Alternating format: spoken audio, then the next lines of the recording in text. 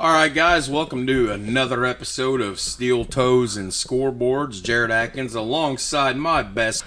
Oh, made it on down here for another show. Hey, man, it's nice you coming to my crib once in a while. Well, yeah, it's a nice crib, dude. It's a shithole in the country, but it's a beautiful drive. Huh? Yeah, I had to do some detours, but that's all right. Thank God for Google Maps. There you go. So, Friday afternoon.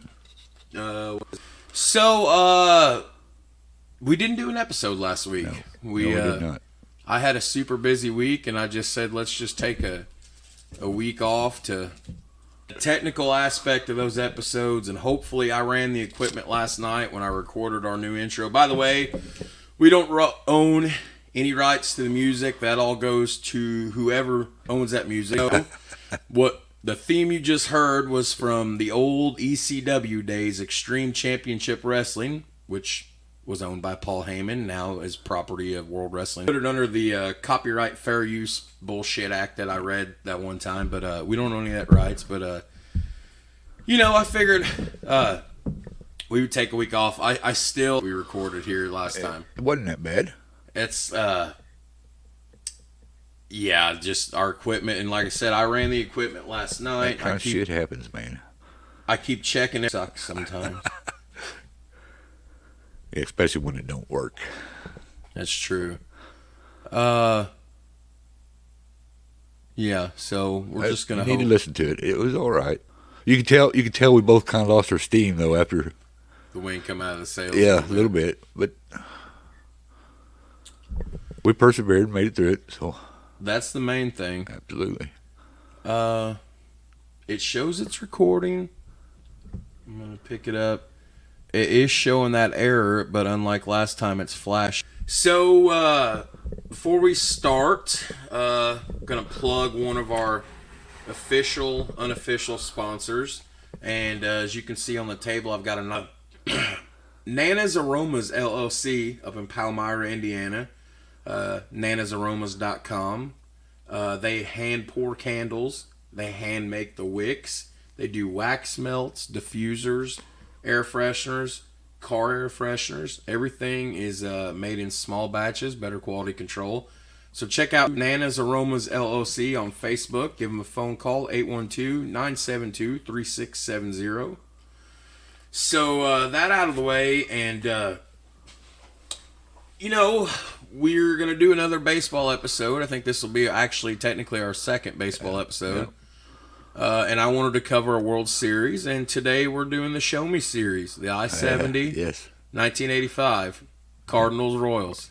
Yeah, great World Series, pretty good World Series. Anytime the Cardinals get beat, I'm all for that. I make the joke all the time. I don't know who I dislike more: Yankees fans, Cubs fans, Cardinals fans, or Reds fans. They're all kind of egotistical. Yes. I'm sure I'm going to get some hate from that, but speaking of feedback, oh man, I forgot to kill my phone. Don't want that going off during a podcast, do we? Let's kill the sound there. I got feedback from a guy I went to school with. A funny thing, when we were in school in junior high, we kind of got along. In high school, we kind of didn't. It wasn't until years later after graduation, which I've been out of school 15 years now. 14 years, something like that. Wasn't until after we graduated we kind of got close. He was pulling for the Royals in the 2014 World Series against the Giants. He worked out in Kansas City a lot, but he said he's loving the podcast, and he said that he's going to tell everybody he got in on this thing on the ground floor before we blew up and got big. And I kind of think wishful thinking. Yeah, right. At any rate, some could argue that this could be one of the top 25 professional sports championship games or series of all times. Some people don't believe it needs to be high on the list whatsoever. And as we go to talk about it through the course of it, we will find out. So anybody in the Midwest, it was big. So what I want to do here, what I want to start, is kind of an overview of the NL here, the 85 season for the Cardinals. They won the World Series, I believe, and was 82, 83? 82. 82. Yeah. Whitey was skipper then still, wasn't he? Yep. So they kind of fucked up a little bit. They kind of took a tumble there for 2 or 3 seasons. From my research, it showed that they finished under 500 a year later. And in 84, they finished third in at that time, the NL East. Before the realignment, yes.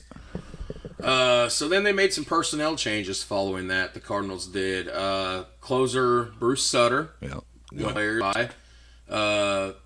They dealt a whole shitload of players to get Jack Clark. Yeah. They traded Lonnie Smith in May, which we'll come to find out. Where'd Lonnie Smith go? Kansas City Royals. The same season they faced in the World Series. I think he done in April in St. Louis, and then after that, or he was traded, or maybe May. I have it right here in my notes.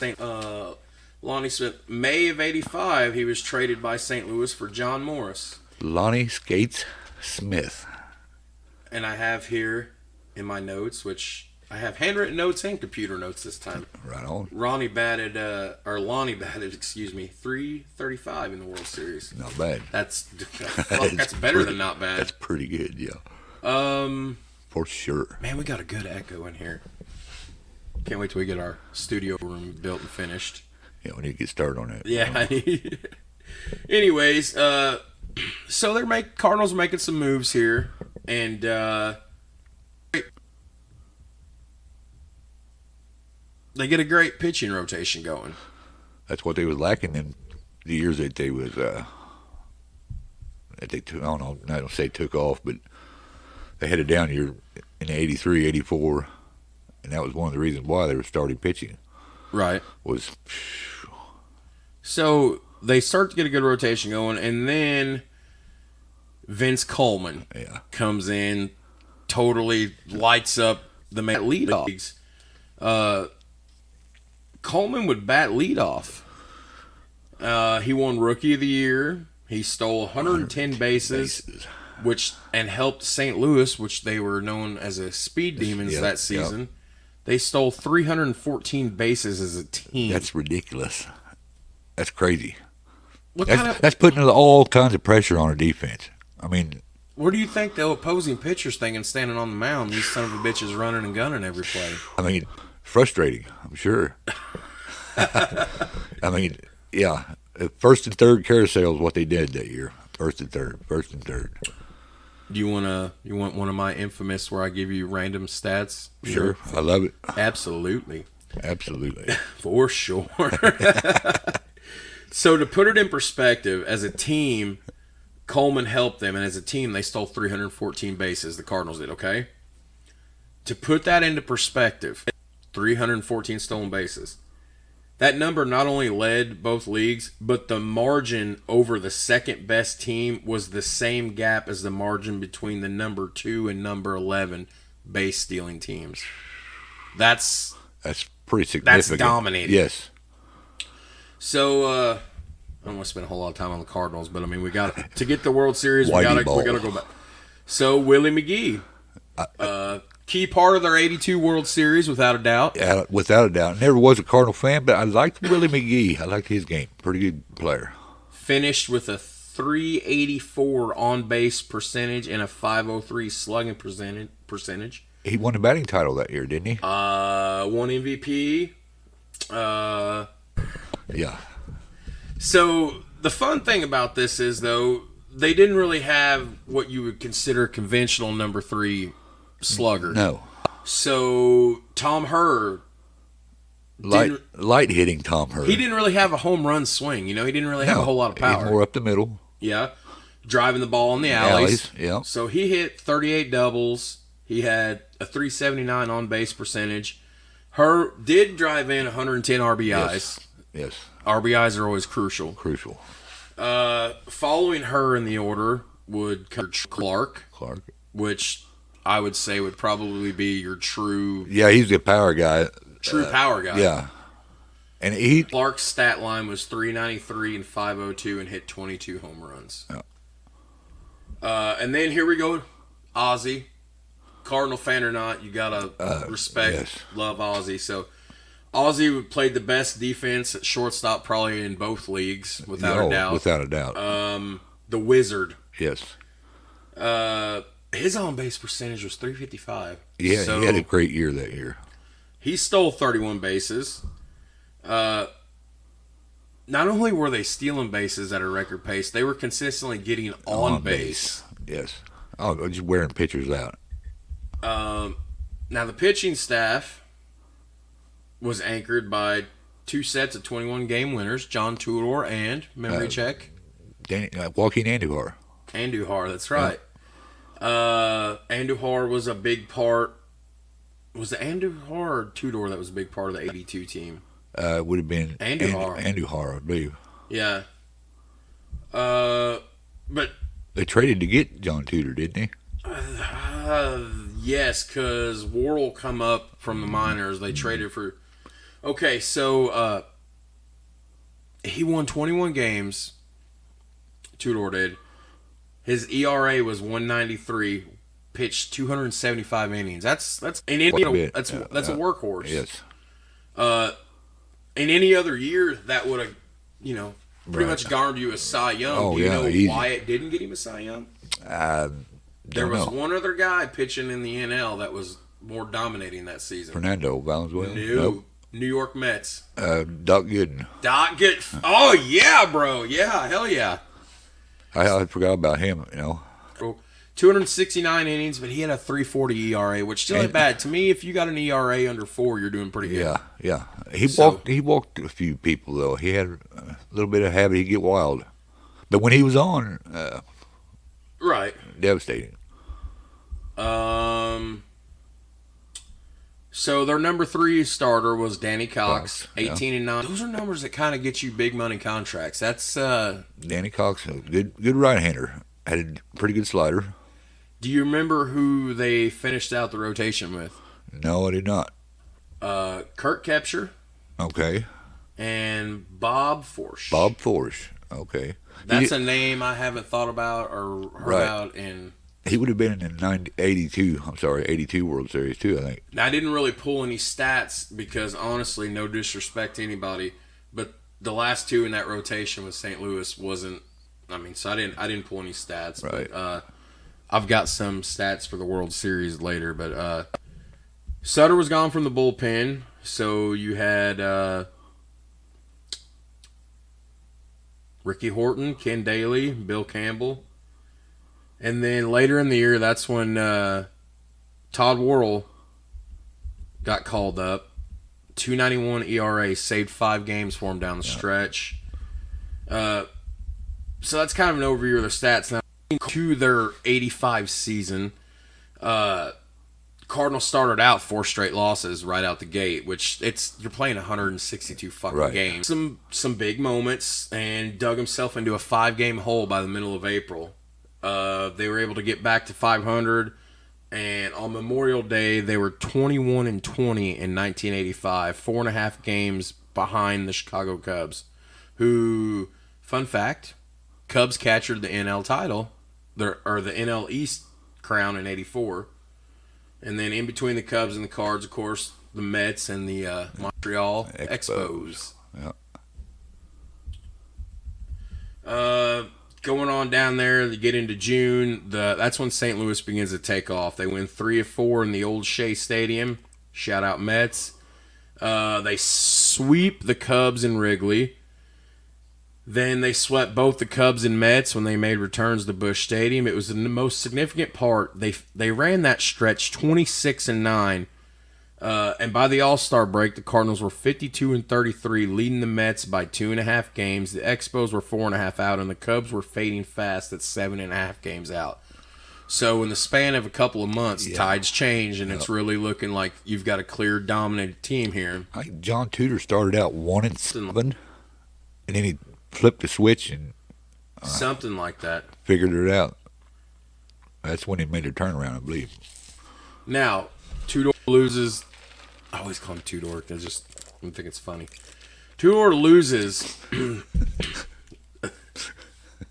That's just funny.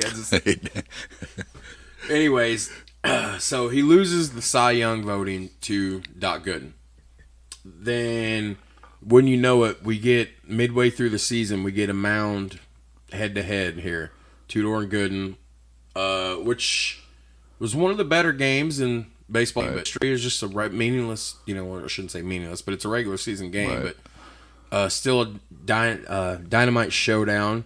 Tudor closed out the game. That win for the he won. It was a 10-inning, 1-0 shutout win for the Cards. Andor dominating. I mean, I always put all the work in these notes, and then I skip half of them when we start talking about them. So it's like, why do I fucking put it in here?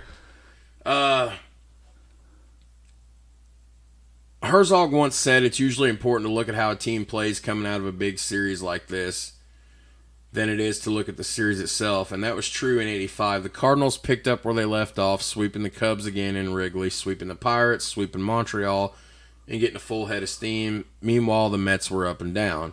When the season's final week arrived, St. Louis held a commanding 3-game lead. There was still one more Mets-Cardinals showdown coming, and it was generally assumed that St. Louis would win all. Fuck that up. It was generally assumed that just one St. Louis win would all but salt away the division title. Tudor did the unbelievable, though, and again threw 10 shutout openings in the final season opener there, or the series opener, excuse me. Ron Darling matched him 0 for 0. Darling was Ron Darling, Ron Darling pitcher. Daly gave up a solo home run to Darryl Strawberry. I love Darryl Strawberry. In the 11th, and St. Louis lost 1-0. Gooden beat Andor 5-2 the next night, and suddenly St. Louis's lead was down to a single game. Cox pitched 6 innings in the finale, and Coleman came through offensively. The rookie delivered 3 hits, 2 RBIs, and the Cardinals to the 5-4-3 win. The lead was 2 games going into the final weekend. St. Louis was hosting Chicago in the series opener. Force pitched 8 strong innings, while Coleman had 2 hits. The Cardinals won 4-2. So, a lot to digest there. The Mets also won, but St. Louis was now assured of at least a 1-game playoff and only needed one more win. They got it. Tudor was on the mound, and a 1-1 tie was broken when the Cardinals scored 2 runs in each of the 6th, 7th, and 8th innings with a 7-1 win. Herzog and St. Louis were returning to the postseason for the first time in 3 seasons. Their opponent in the NLCS? Los Angeles Dodgers. Oh, that breaks your heart. Yeah, Your face right there. Just broke your damn heart, didn't it? Yes, it did. Well,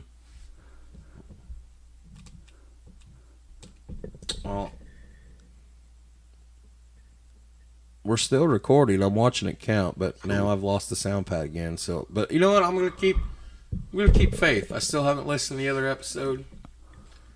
I ran that equipment all night last night, fucking around with it, just checking. Oh yeah, no problems. No problem. Now we go live, and you know what? Fuck, Kurt. I don't even think about it because I think I got good enough content. Oh yeah. So, anyways, the Dodgers. Cardinals were in trouble at the start of that series. Yes. They go to Game 5. I'm not really gonna. I'm just skipping around, but let's shoot to Game 5 of the NLCS in '85. Ozzie broke a 2-2 tie to win Game 5. Oh, yeah. You got a story? Hit me. You had a look there. You got something. Well, I remember watching that game, and the last thing I would have thought of would have been Ozzie Smith, especially batting left-handed, turning on a Tom Niedenfuer fastball and hitting it out to right field. Just blasted it. Well, yeah, right down the line, too. I mean, line drive. As soon as he hit it, I was like, oh. No. But, yeah, that's why I could see it in your face. I was like, he's got a memory or a story here. And it literally took the wind out of the Dodgers' sails. And, well, the rest is. Okay. So the Cardinals won close games on the road in games 1 and 2. Looked firmly in command, especially when Tudor threw a lights-out Game 4 performance to a victory. But that was St. Louis's last win of the season. They lost Game 5 at home. But that was St. Louis's last win of the season. Why the fuck did I put that?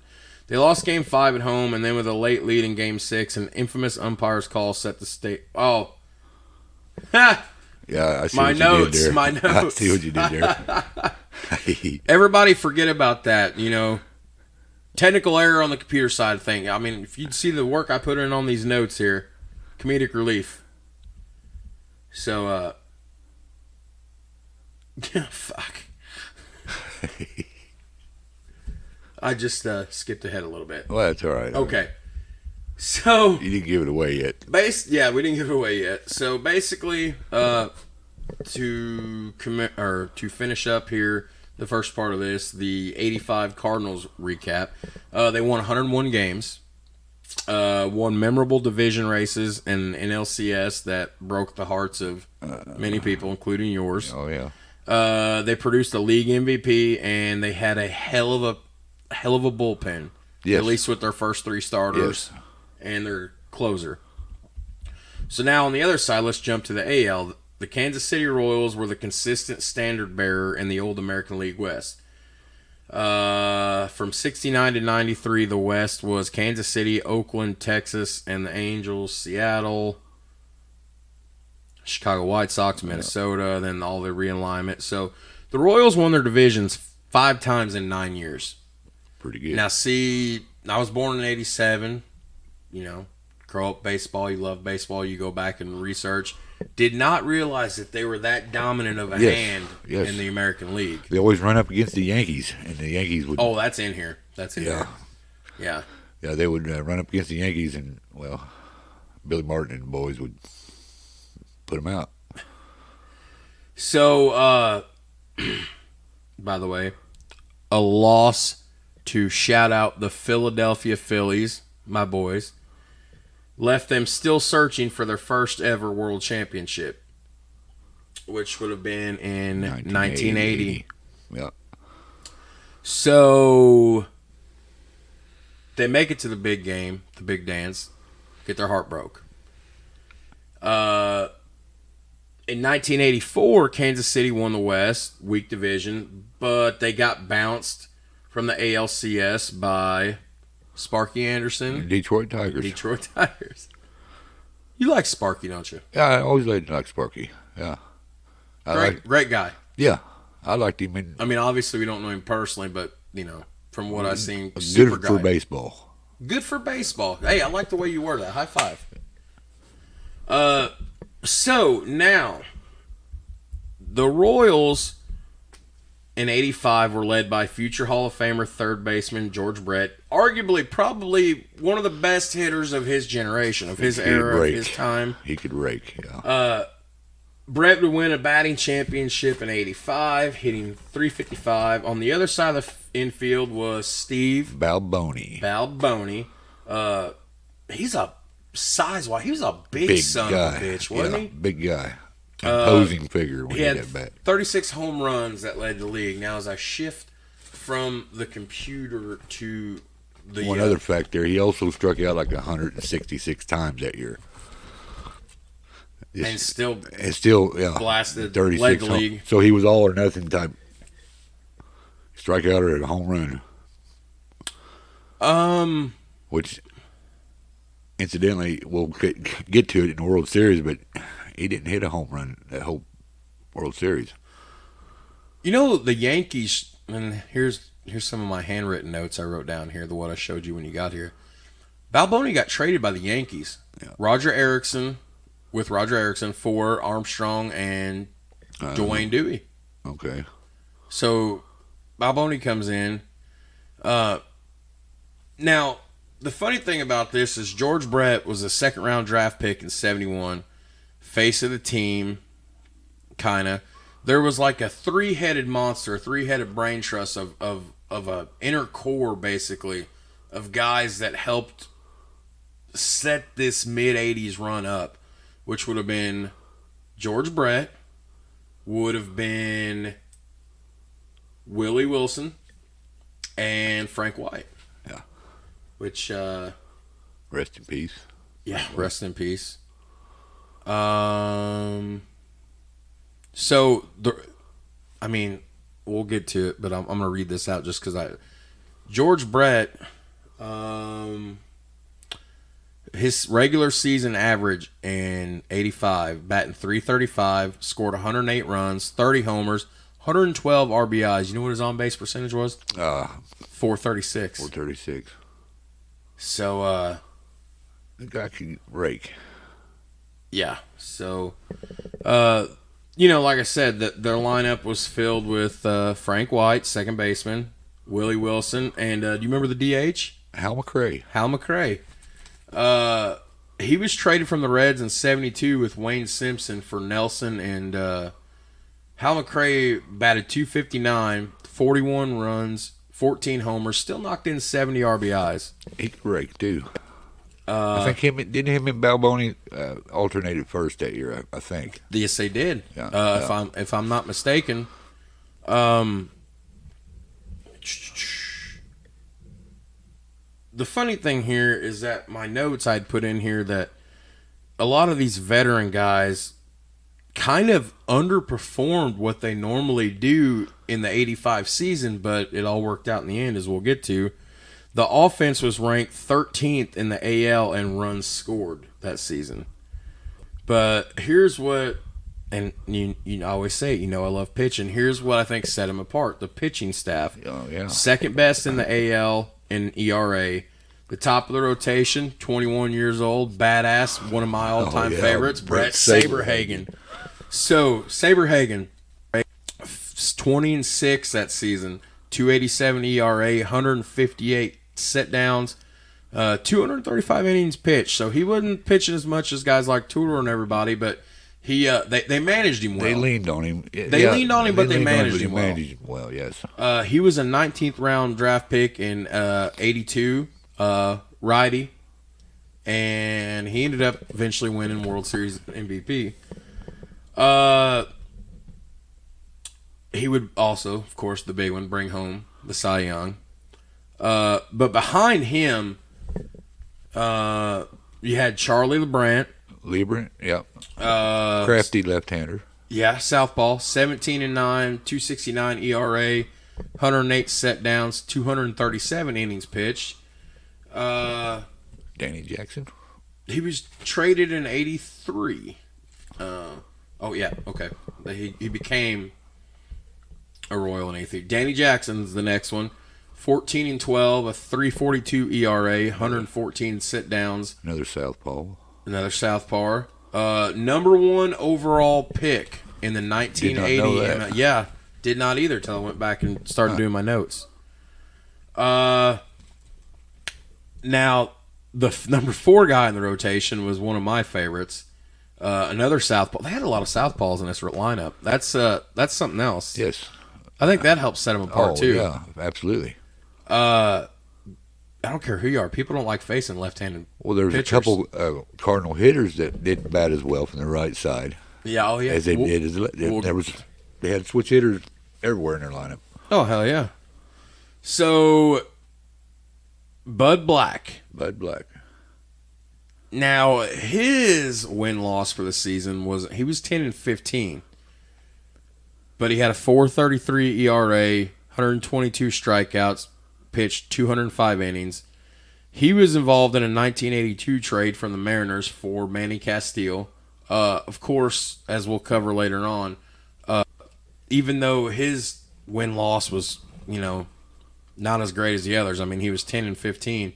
He had a hell of an ALCS. He was a big part of them winning the ALCS. And then, do you remember? You said it earlier. Do you remember who the 5th starter was? Gubazah, 14-10. Right-hander. 406. Yeah, the only other right-hander. I think he threw pretty hard too. Second round of the '81 MLB draft. Yeah, he had like a 90-something mile an hour lights out. Yeah, pretty good fastball. Good fastball. And then the closer. Who was the closer? Dan Quisenberry. .237 ERA, had 37 saves, pitched 129 innings that regular season. He was a 1975 free agent addition in the offseason. Back in that day, they might have called on their closer to pitch more than just 3 outs. So, I mean, he may have to pitch a couple innings. Led the league that season in saves with 37 too. That's very important information. It took him a little bit to get their rhythm, though. I mean, here's some of the shit here, but took him a little bit to get their rhythm. April wasn't that good to him. They were 2 back after about a month. They kind of had a little bit of mediocrity going on for a while. They were 46 and 44 in July, 7.5 games back from the Angels. So at this point, you're not thinking this, you know where I'm going with this. Right. They finally started to make the turn towards pennant race mode in July. They swept a 6-game homestand against the Yankees and the Cleveland Indians. Kansas City took 2 of 3 from Detroit and then cut the lead to 2 games by the time August got here. They ripped off 8 straight wins to open September by sweeping a homestand against the White Sox and the Brewers. 3 of the wins came in walk-off fashion. Yeah, 3 of the wins came in walk-off fashion. And Kansas City moved into first place by a game and a half when they went to California to face the Angels for a 3-game series starting September 9th.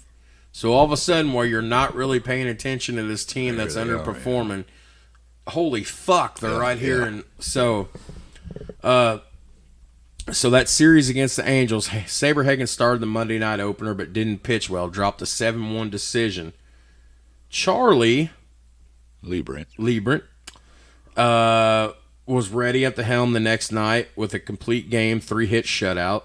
And then Lonnie Smith, who we talked about earlier, who's going to eventually play his old team, him and Frank White each homered in a 6-0 win. So, but in the finale, Jackson hooked up with an Angel. Jackson, what did I write here? In the finale, Jackson hooks up with Angels starter Ron Remick in a pitcher's duel. That was that's right. My notes. So they get in a pitcher's duel with Ray Romanek, scoreless in 7 innings. So White drew a leadoff walk early, stole second base. Balboni worked a walk, and a ground ball moved both runners up. Thank God for YouTube. I watched that the other day. Role players came through then as always seems to count on role players. Quirk singled, and Jamie Quirk, yeah. And then Jorge Orta. That's right. Making you think for a minute. Yeah, well, I could see his number. Yeah, Orta. He doubled. The Rangers got a run. Or the Rangers. It was like Royals, Angels, the Rangers. The Angels got a run back in the 7th, but Quisenberry came in to close the 2-1 win, and Kansas City was up by 2.5 games. So then it seems like they're going to pull away with the AL West. The race took another turn. They lost a handful of the next, and they got swept at home by a very shitty Seattle Mariners team. So out of the blue, the wheels are coming back off the cart.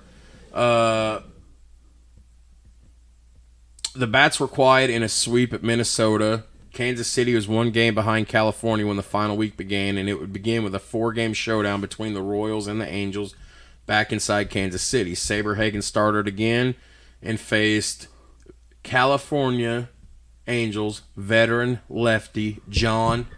Come on, you talk about him all the time. He was in your pictures. You picked him. Candelaria. There you go. When we did our bonus episode. Yep. So Saberhagen's dueling against Candelaria. I wish I could have seen that. I mean, I'm sure I could find a clip on YouTube. I didn't. Right. I didn't look for that game. Candelaria was a key part of what team that won the World Series? You remember? 79 Pirates. 79 Pirates. We That's are right. family. We are family. So I'm trying to see. Game's kind of so-so. George Brett homers in the 4th inning. Saberhagen finally gets settled in. Both teams missed chances. The Royals in the 6th when White was gunned at the plate, and the Angels in the 7th when leadoff hitter Gary Pettis, if I do remember, was caught stealing in the inning. Kansas City finally broke through in the 7th when veteran catcher, who was their catcher? What was it? It had Sundberg. Yep. Sundberg. Jim Sundberg. He, by the way, came over at the start of the season from... I'm not sure. Minnesota or Milwaukee? I think it was Minnesota. I think. It was one of the two. Yeah, one of the two. He hit a home run. Anyways, Kansas City added an insurance run in the 8th. Wilson tripled and scored on a sac fly from George Brett. The AL race was even with 6 days left to go in the regular season. So, Angels sent their top starter, Mike Witt, to the mound on Tuesday night with an ERA on the high side of 3.80, though. Let's see here. Second baseman Bobby Grish hit an early home run, and then in the 5th, Brian Downing delivered key hits in a 3-run inning. Witt was solid, and the Angels won 4-2 to reclaim the division lead. Pressure shifted back to Kansas City, and future Padres manager Bud Black, once again, like to throw little facts in there, took the mound, delivered one of the biggest showings of his career, threw a 3-hit shutout and a first-inning 3-run blast from George Brett, sent Kansas City to 4-0 win. And then on the series finale, on Thursday night, regular series finale, George Brett walked in the 1st, and then Frank White hit a 2-run homer. Brett homered in the 5th. Jackson outdueled yet another Angel Hall of Famer pitcher, Don Sutton. Yeah. We always talk about Don Sutton. Yep. Kansas City won 4-1 and took a 1-game lead. So, and then the final game, Angels lost on Friday night. Kansas City won both Friday and Saturday. The West was over. The Royals were back to the playoffs. So then the 85 ACLS, Toronto Blue Jays.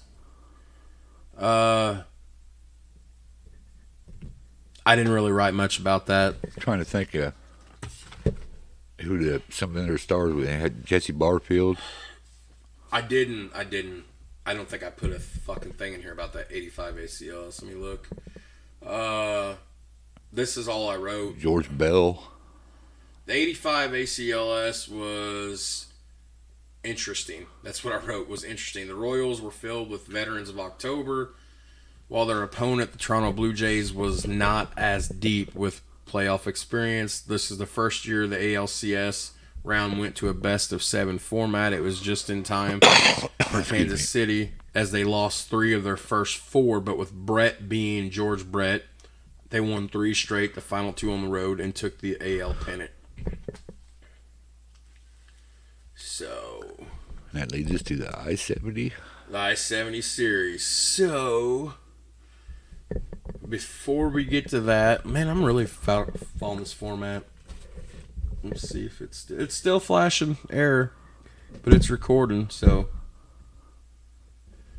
I'm not gonna worry about it. Oh, I don't know what the hell's going on with it lately.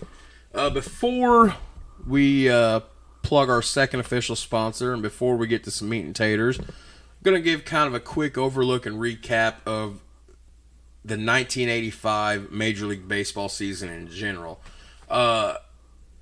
As following my research, as I fire up a cigarette here, following my research this week, or technically a week and a half, because I had a lot of time to prep for this one, I learned that this was one of the more underrated seasons in all of Major League Baseball. This was a great season for a lot of reasons. Yes.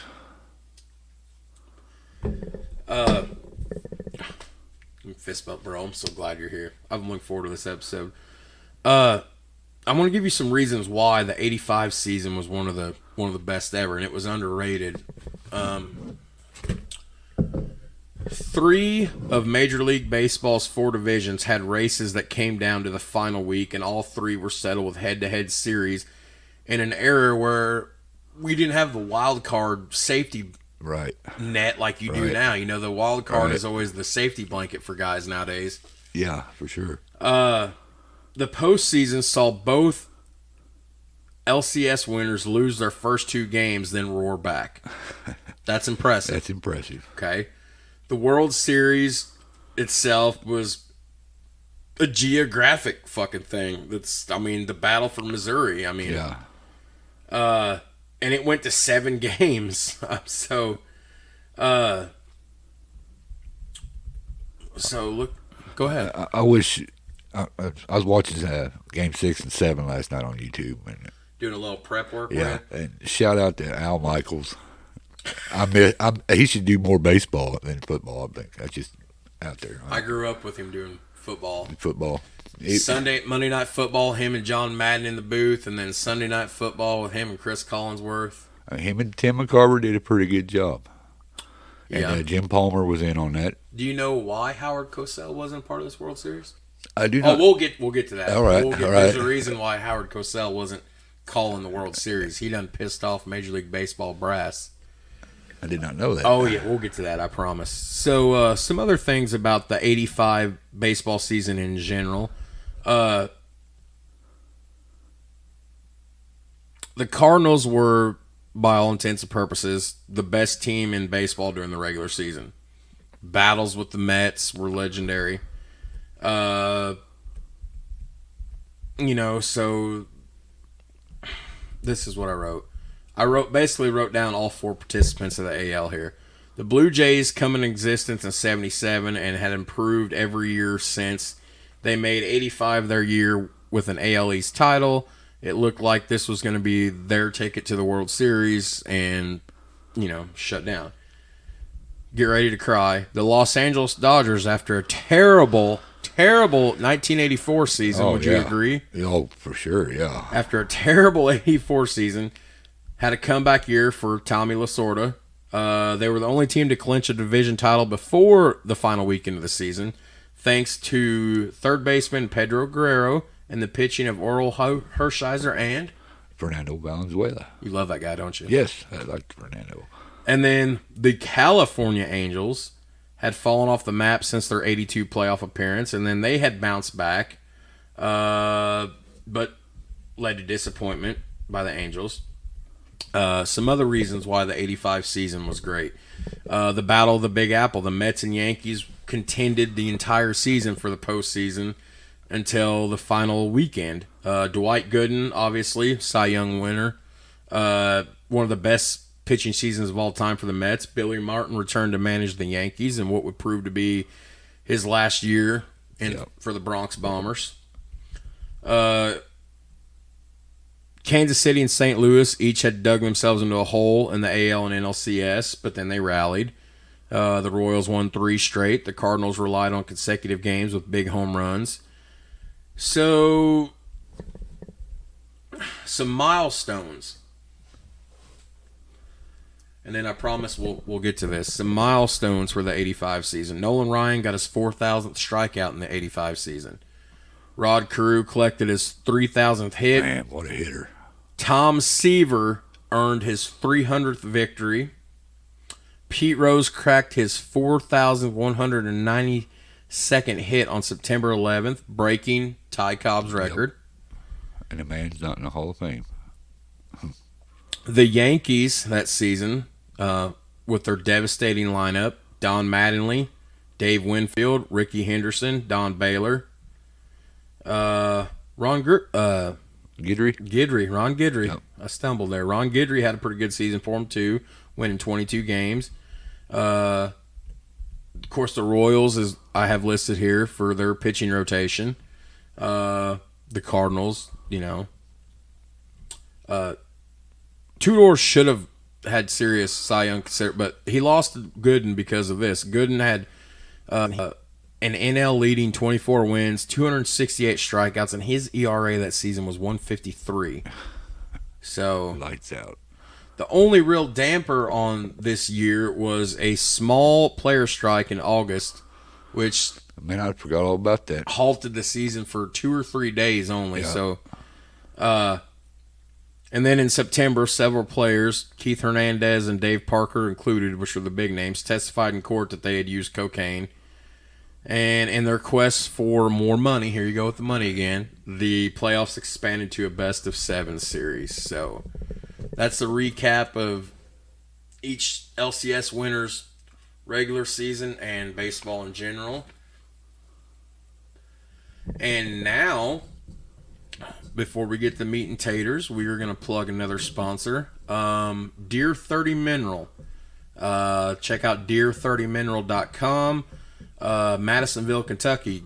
Like them on Facebook. Email them at deer30mineral or deermineral@gmail.com. 270-339-7731. Less sodium, more nutrition. More nutrients equal big racks. I don't know any man that don't love big racks. That's right. Wherever, take that however innuendo you want to use it for. For sure. Good supplement. Actually, follow a page on Facebook. Shout out to the Perfect Stand boys, deer hunters, outdoorsmen, coyote hunters. They posted some pictures of their food plots that are growing quite nicely, and some pictures from their trail cams from some of the deer that have been visiting the food plots, and holy shit. Oh, yeah. So, like I said, look up Deer 30 Mineral for all you guys out there for your food plots. Their clock stoppers, probably their big hitter, high protein.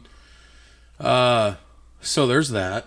I need to put some of that out because I noticed in my garden at home yesterday evening. Oh, no. Yes, I had a visitor. Did you? Eating the beans.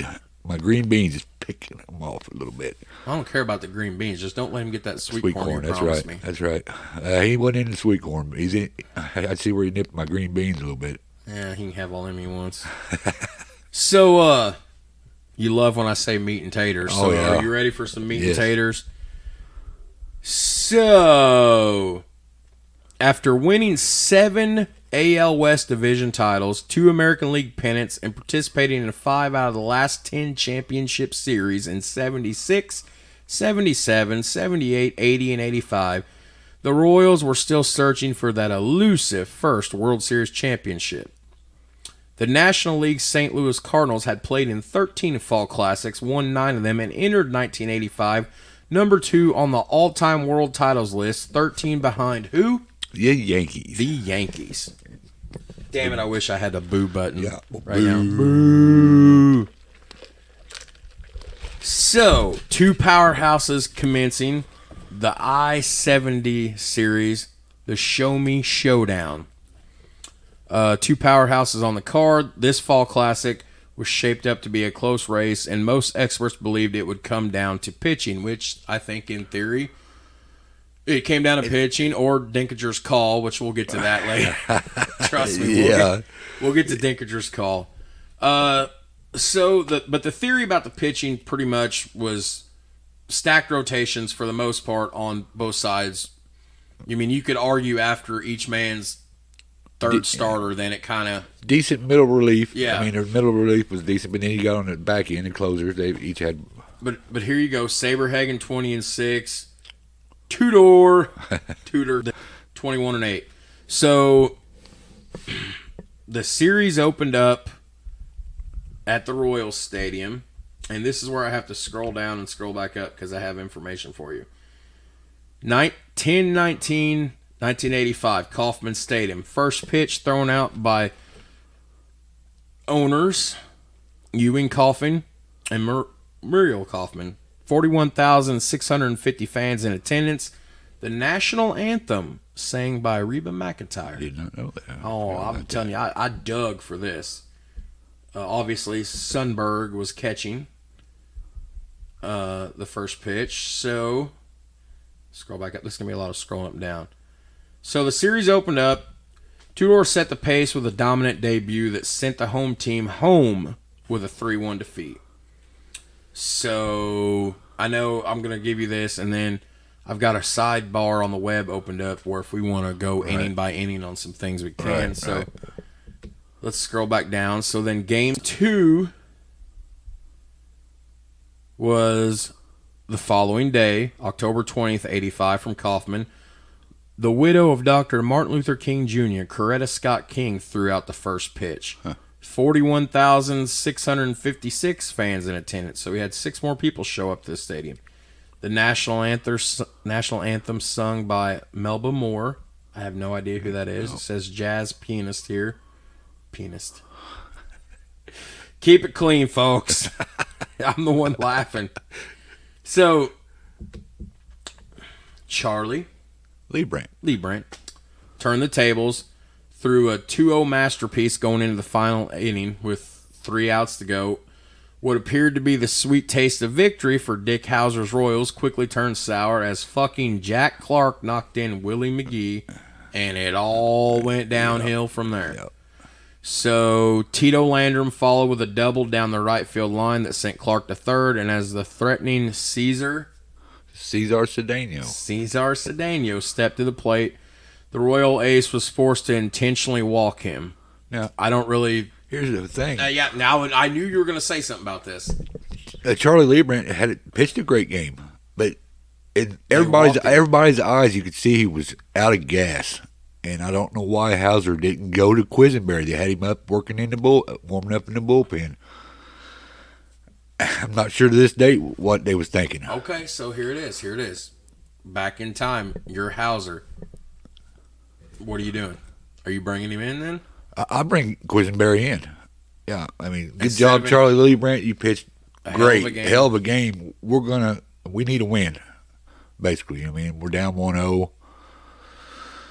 Okay. I mean, I just wasn't sure what he was thinking there, but it all worked out, I guess. But one of those moments is like, what's he thinking? So now you're in a jam. Yeah. Because the bases are loaded. And unfortunately, another name we've mentioned at work to each other millions of times as we've talked baseball. The next guy up the plate, Terry Pendleton, doubled down the line and left, which sent all three of them across the plate for a 4-2 comeback. So now down 2-0. We're going to just go right down I-70, and the Royals are going to start Saberhagen when we get to Busch Stadium for Game 3. So Game 3 took place... Game 3 took place 2 nights later on October 22nd, 1985. The first pitch was thrown out by August Busch, St. Louis Cardinals owner, to Darrell Porter. Yep. Attendance for that game was 56,634 paid attendance. The national anthem was sung by Grammy winner Lou Rawls. Don't know who the fuck that is. I should have. I didn't think it was important to research that. Yeah. So, fun fact, though. So, here you go. You got sophomore in his sophomore season, Saberhagen, his first World Series start, Game 3. Do you know what's going on in his personal life at this time? It's him and his wife are expecting a child. Like at any moment. At any moment, that day. Yeah. So, his mind's got to be not on baseball. Right. and the fun fact, that's true. A true story there. I mean, yeah. I'm not sure if they had that child during the World Series. I think they might have. I think she ended up having it. I don't know that for sure. I think I put it in there later. So, but anyways, he's got this distraction going on. Like, clear as day, he's got this serious distraction going on here. And they're asking him to pitch Game 3 down 2-0. So, in between... 21 years old, too. So, even more fun fact about this, they decide to flash messages, from the team's bench to his spouse. Just to kind of, because he's worried about that. But in the midst of all this, and what have we always talked about? Like Brett Favre when his father passed away, Tiger Woods when his dad. What happens? These Something athletes special happens. Fucking dealing on the mound, lights out, brilliant. 6 hits though, whatever, but 8 strikeouts. Lonnie Smith, the former Cardinal. Led the 6-1 offensive effort with a 2-run double off Anwar in the 4th, and then Frank White followed close behind with an RBI double and a 2-run homer of his own. Yep. So the bats finally come to life, yeah. But I think it took Saberhagen kind of getting out there doing his shit. Yeah, I mean, under them circumstances, what a game, It's a great game.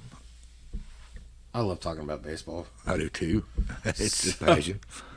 So then we go to Game 4.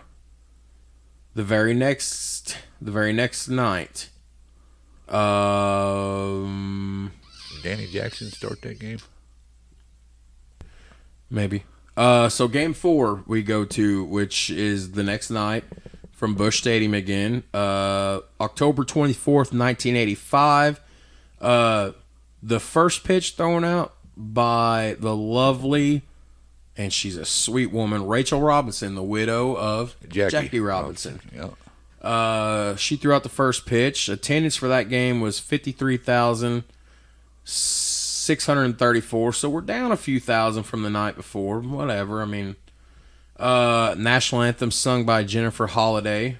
Once again, another name I don't know. So I have put down here Tudor returned for Game 4 and held the AL champions to 5 hits with home run backing from Landrum and McGee. Landrum was in for the injured Vince Coleman. That's correct. Who had incidentally got run over by a tarp.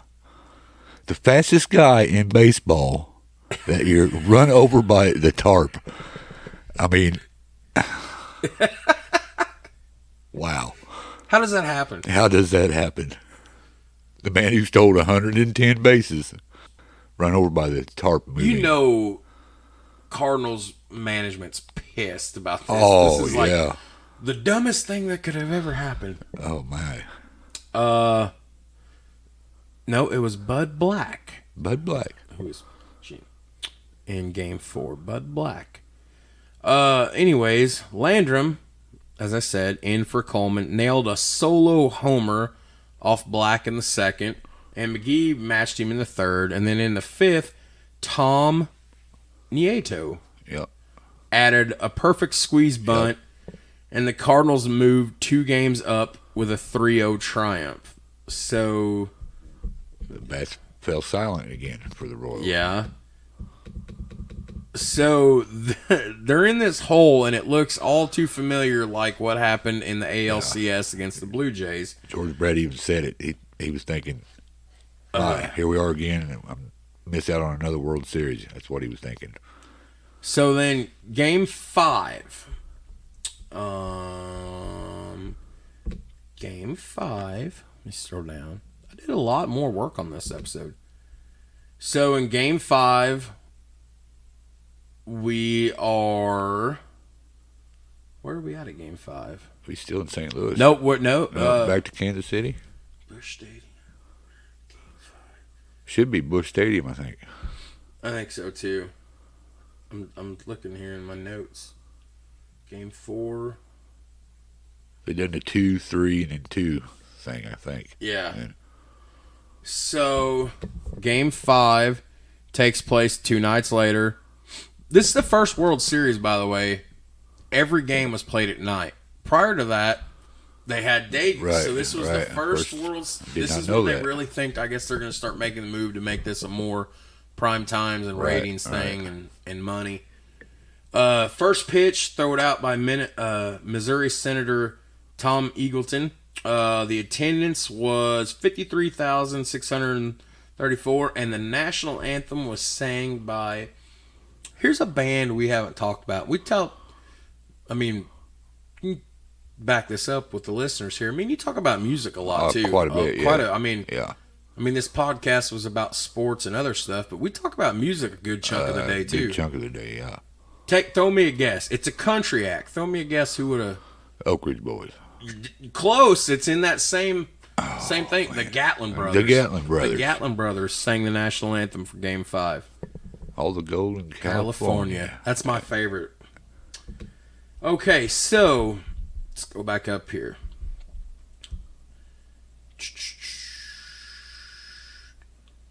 So, obviously, I guess the mindset is, here we go. The Cardinals are in their mind, they're pretty sure Game 5's here. We're gonna go ahead and one more win. we're gonna knock these boys out. They started Bob Force against a much younger Danny Jackson. Both teams struck single runs in the first inning, so But then something different happens. Kansas City added 3 more runs in the second, including a 2-run triple by Willie Wilson. The surprise attack, because that's what it basically was. I wrote surprise attack. They pull Force off the mound. But Danny Jackson continued for a complete 5-hit, 6-1 victory that brought the series back home. So, yeah, they were at Busch. Yeah. So then, not much to write about in Game 5. Infamous Game 6. It wasn't infamous until the 9th inning. Well, yeah. Oh, here we go. I was like, why isn't the son of a bitch going down? So, Game 6, we're back at Kauffman. Okay, attendance is 41,628. So, attendance is down. First pitch thrown out by astronaut Sally Ride to Sundberg. Grammy Award winner, country music legend. Throw me a name for a national anthem. Oh, George Jones. Conway Twitty. Harold Jenkins. I'm sorry. I'm a lineman for the county. Wakita lineman. Oh, man. When I was a boy, I used to think this was always Roy Clark, but it wasn't. It was Glenn Campbell. Okay. Yeah, I always thought those two were the same person. It did. That's how young and naive I was. Fun fact, though, when we get to Game 7, you're going to like who does the national anthem there. Okay. Yeah, because you're just going to be like, what the fuck? What we were just talking. But, okay, so let's get back up here, continuing with the meat and taters. Definitely like meat and taters. I'm fat. I love everything. So. Yeah, I always say it. I'll eat anything that don't eat me back. First. That's right. I just love doing this. So Charlie Lee Brand. I love doing it because I motion to you every time. So Charlie's getting the start for Game 6. Okay, and he's dealing. I mean, he's on the mound and he's dealing. I mean, setting him up, setting him down. They're scoreless into 7 innings. Okay. Neither team changed the board, though, as Danny Cox matched the shutout and added 8 strikeouts going in the 8th. Brian Harper, who had substituted for Cox at the plate, finally managed to break through the duel with the clutch 2-out single that scored Pendleton, who had been stranded on second. Daly replaced the departed Cox and worked a scoreless effort going into the bottom of the 9th. In a brilliant move, Hauser sends Darryl Motley, a right-handed pinch batter, to face the left-handed closer. So tell me then, Kurt, what does Card skipper Whitey Herzog do after this? Goes to the pen and brings in Todd Worrell, I think. He does. Take me back through that, because I know you're reliving your childhood or your teenage years right now. It was the right move, I think. Well, I mean, Denkinger might have something to say about that. Denkinger might have something to say about that. But and Dick Hauser does what then? He comes back with what move? So Hauser counters, and instead of Motley, Jorge Orta comes up the plate. Okay? So now we've got like a fucking, I don't know how else to call this other than we got some cat and mouse, a little bit of human chess going on with baseball players here. For sure. Love it. So, for all these people watching this in real time back in 85, and obviously I was still located in testicles. I mean, I don't know how else to say it, folks. I mean, we keep it pretty clean. I was still located in testicles in 85, but you don't realize what you're watching at the time, and then you go back and appreciate, like, history's fixing to be fucking made now. Yeah. So, okay. Unbeknownst to the we're going to bring world. Motley in. Okay, well, fuck that. We're going to put Worrell in. Okay, well, I'm going to put Orta in. So, awesome stuff, man. I love Dude, it. I love this shit. Okay. So. What was order of batting that year? I mean, do you have any? Well, in the World Series or just in the regular Just season? in the regular season, to give an overview of what kind of year he'd had. In the regular season, did I write it down? He was more of a utility player. I don't think he got a whole lot of at-bats. I can get it for you, though, because I have it down here further in the notes. World season and regular season. I don't have it on my handwriting. So let's go hitting statistics. Damn, I don't have the regular season. Well, I mean, that's all right, but In the World Series, though, he hit 333. right. I thought I had the regular series stats on Orta. I didn't put him in there because he really wasn't. Right. That's just trying. Yeah. So here we are, ninth inning, World Series, and we're bringing Orta up to bat against a flamethrower, Todd Worrell. Right. Right. You know something I want to. You know something I want to do. Something we've never done before. I'm gonna play in just a second. I'm gonna play Denkinger's call. I'm gonna play it. Yeah, that would work. So That'd be cool. I mean, yeah. So okay. While I cue that up, let's finish where we're at here. So Orta responds with a grounder towards first baseman Jack Clark. Yeah.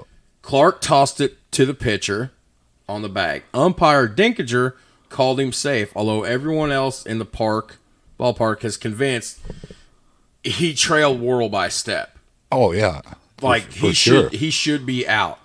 So they show several replays indicating Denkinger was wrong, but the contested runner gasket. Yeah, yeah, for sure.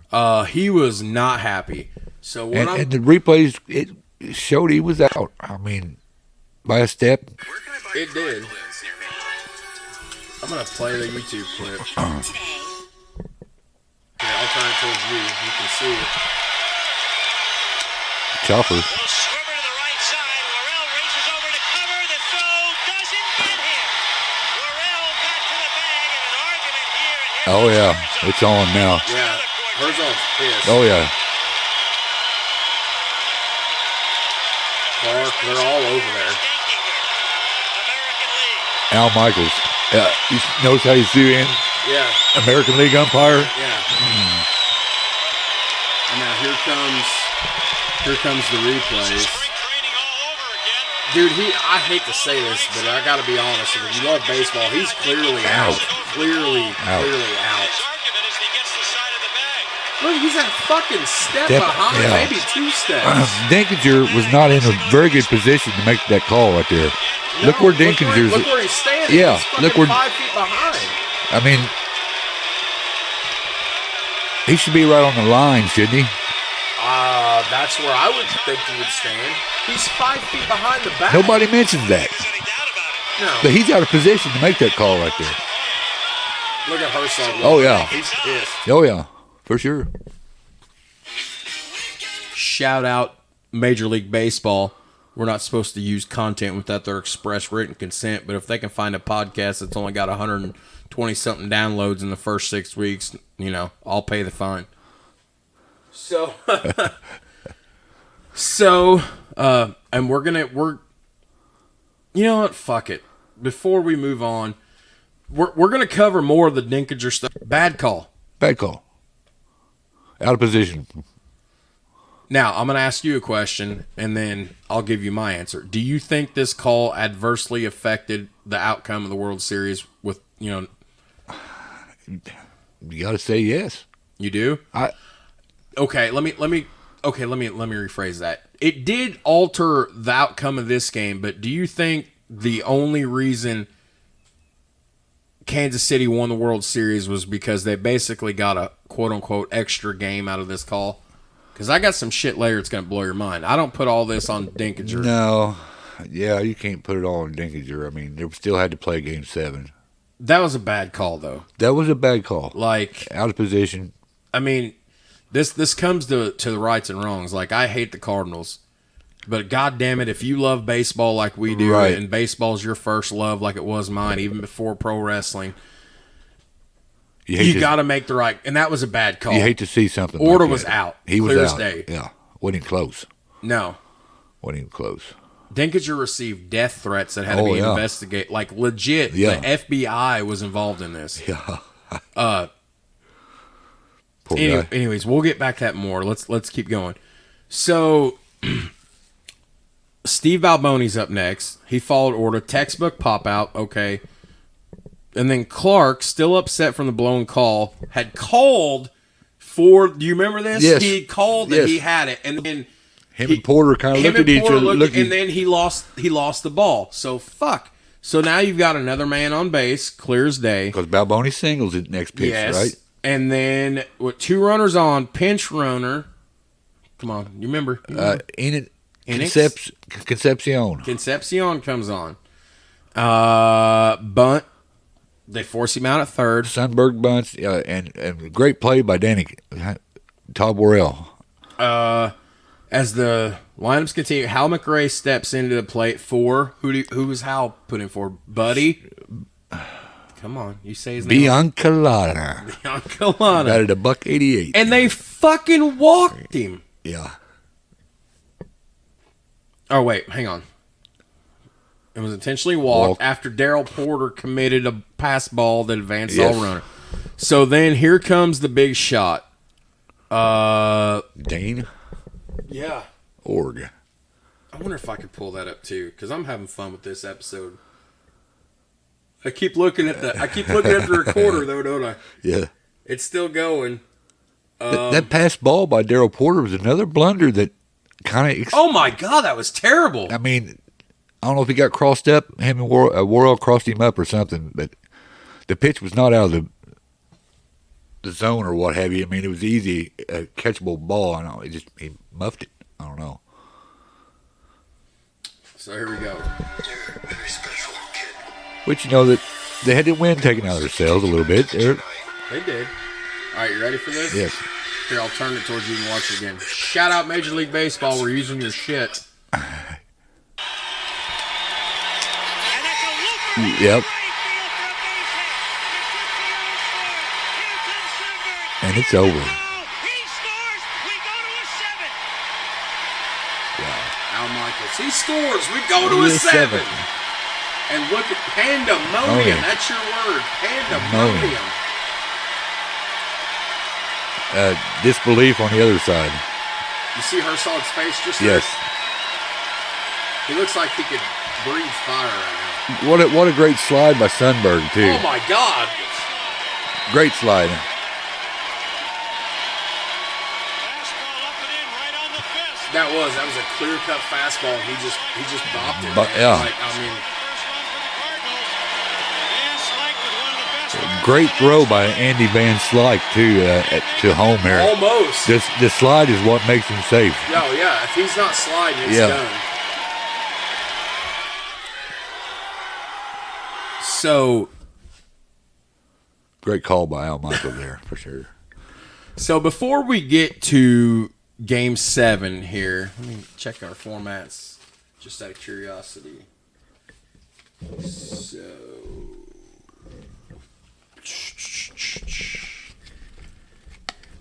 before we get to Game 7, I'm going to go ahead and plug another sponsor here.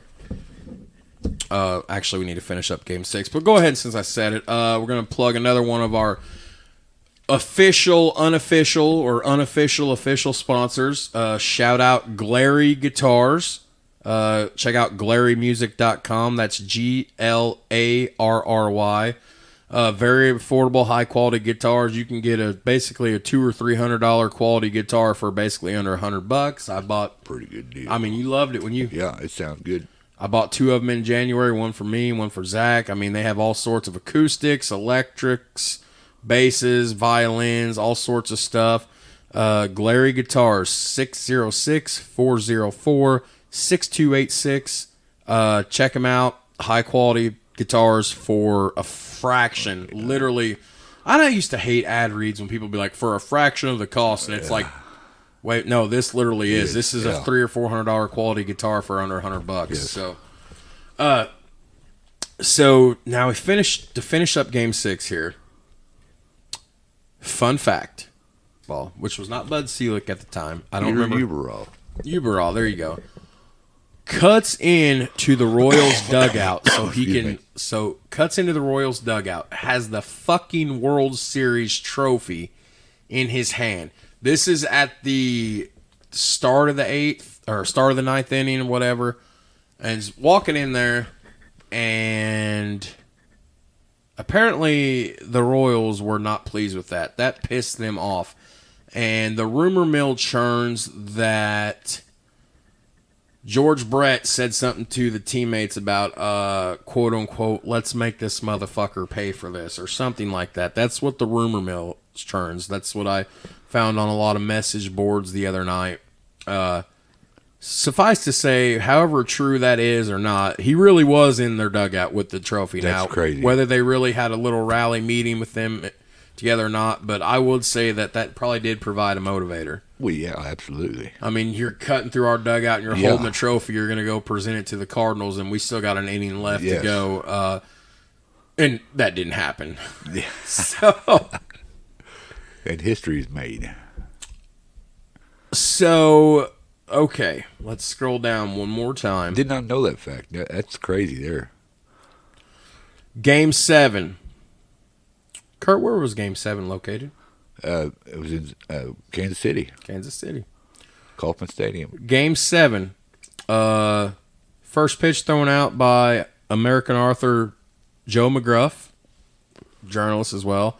Attendance, 41,658. So attendance is kind of dwindling a little bit from the first few games of the World Series, but that tends to happen. People lose interest sometimes, but I don't know if Kauffman Stadium wasn't as big as Busch neither, I don't think. no, it was a smaller stadium. Smaller stadium. The national anthem, country and gospel music group.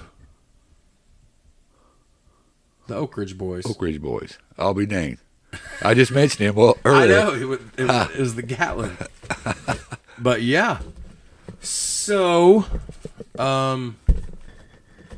still love the Oak Ridge Boys. Okay. So here we go. You ready? Yep. Roll with me, kid. So, Game 7. And I only have a small paragraph here, but it's just because we're going to talk about more stuff on it. So, sometimes we read our notes, sometimes we talk about our notes. But Steel Toes and Scoreboards, like us on Facebook, by the way. So obviously you get a Game 7. There's only one choice. You got to put this guy on the mound. It's going to be Saberhagen. Yes. The day before is when he became a father. So okay. All right. So, and another reason why there's only a small paragraph on this is because there's not a lot to talk about in Game 7. No. Because I'm going to use the words annihilation. Yes. 5-hit shutout. St. Louis's rotation did not fare very well at all. Motley hammered a 2-run homer off John Tudor in the second. Balboni blasts a 2-run single in the third. Smith launched a 2-run double in the sixth. George Brett went 4 for 5. Motley finished with 3 hits, and it was 11-0 massacre that crowned the comeback Kings as World Series champions. So this amounts to, after a decade of close but no cigar, the Royals finally win their first World Series championship. Well, damn it. Yeah. We were laughing at the Cardinals. That's what it was. So, okay. Now, I'm going to break this down in I'm going to break a lot of things down here in a lot of different ways. The first thing I want to talk about is Saberhagen's thoughts on that moment. In October of 2017, so this is what, 30 something years later? So 85, 2000. So this is 32 years later. Saberhagen reflected on his feelings immediately after he did an interview immediately after the World Series. He said, I was 21 years old.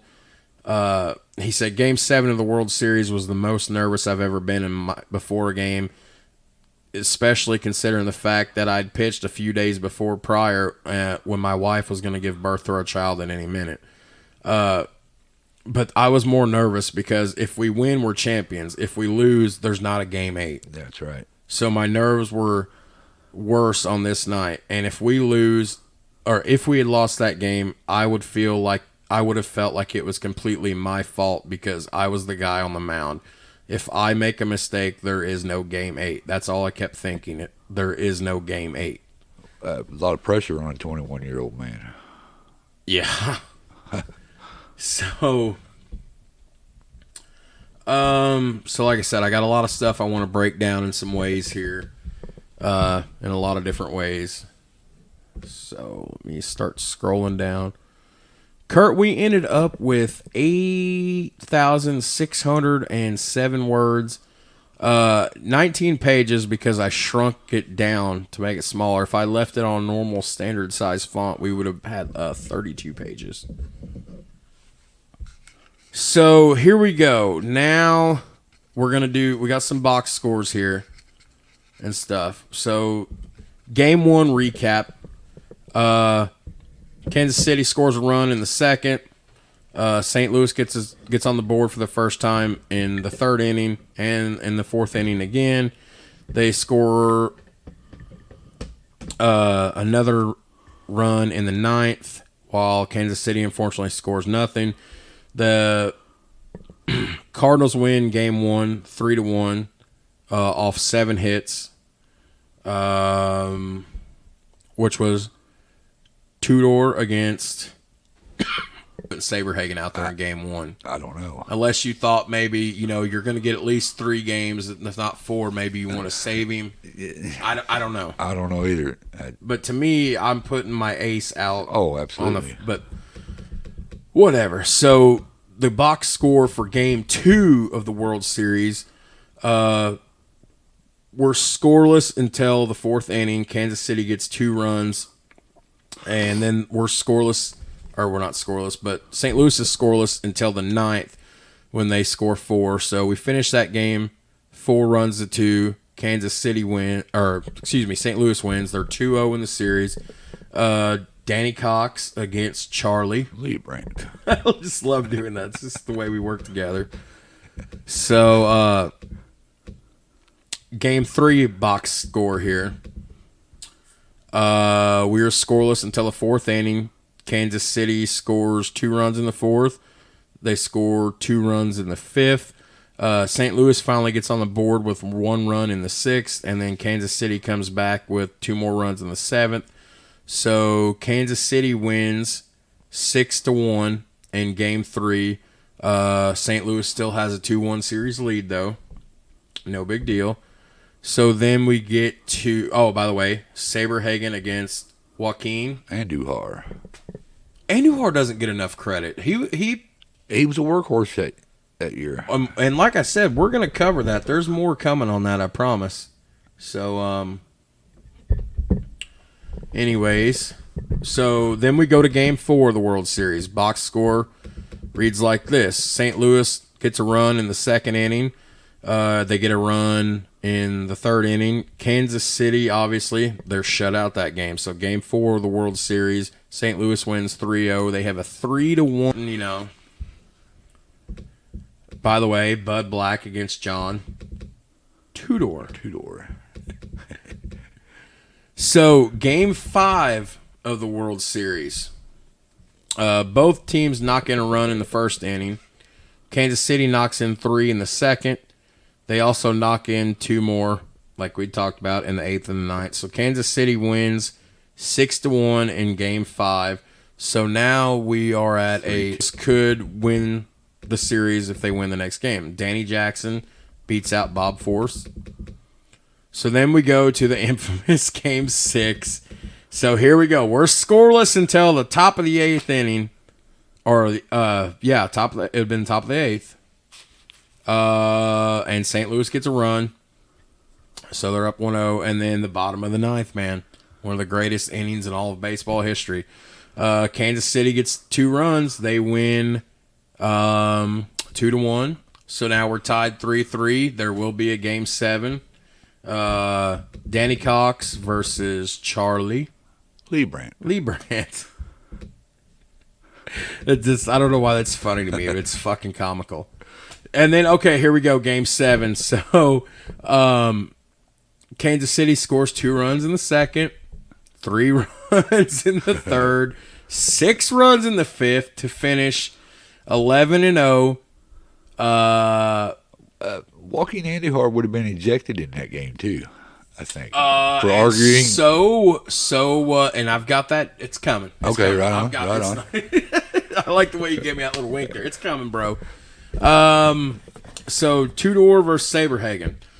Fun fact about. By the way, the Royals. Of course, once again, since I fucked it up with the laugh track a minute ago, the Royals. Damn, I almost said Warriors though.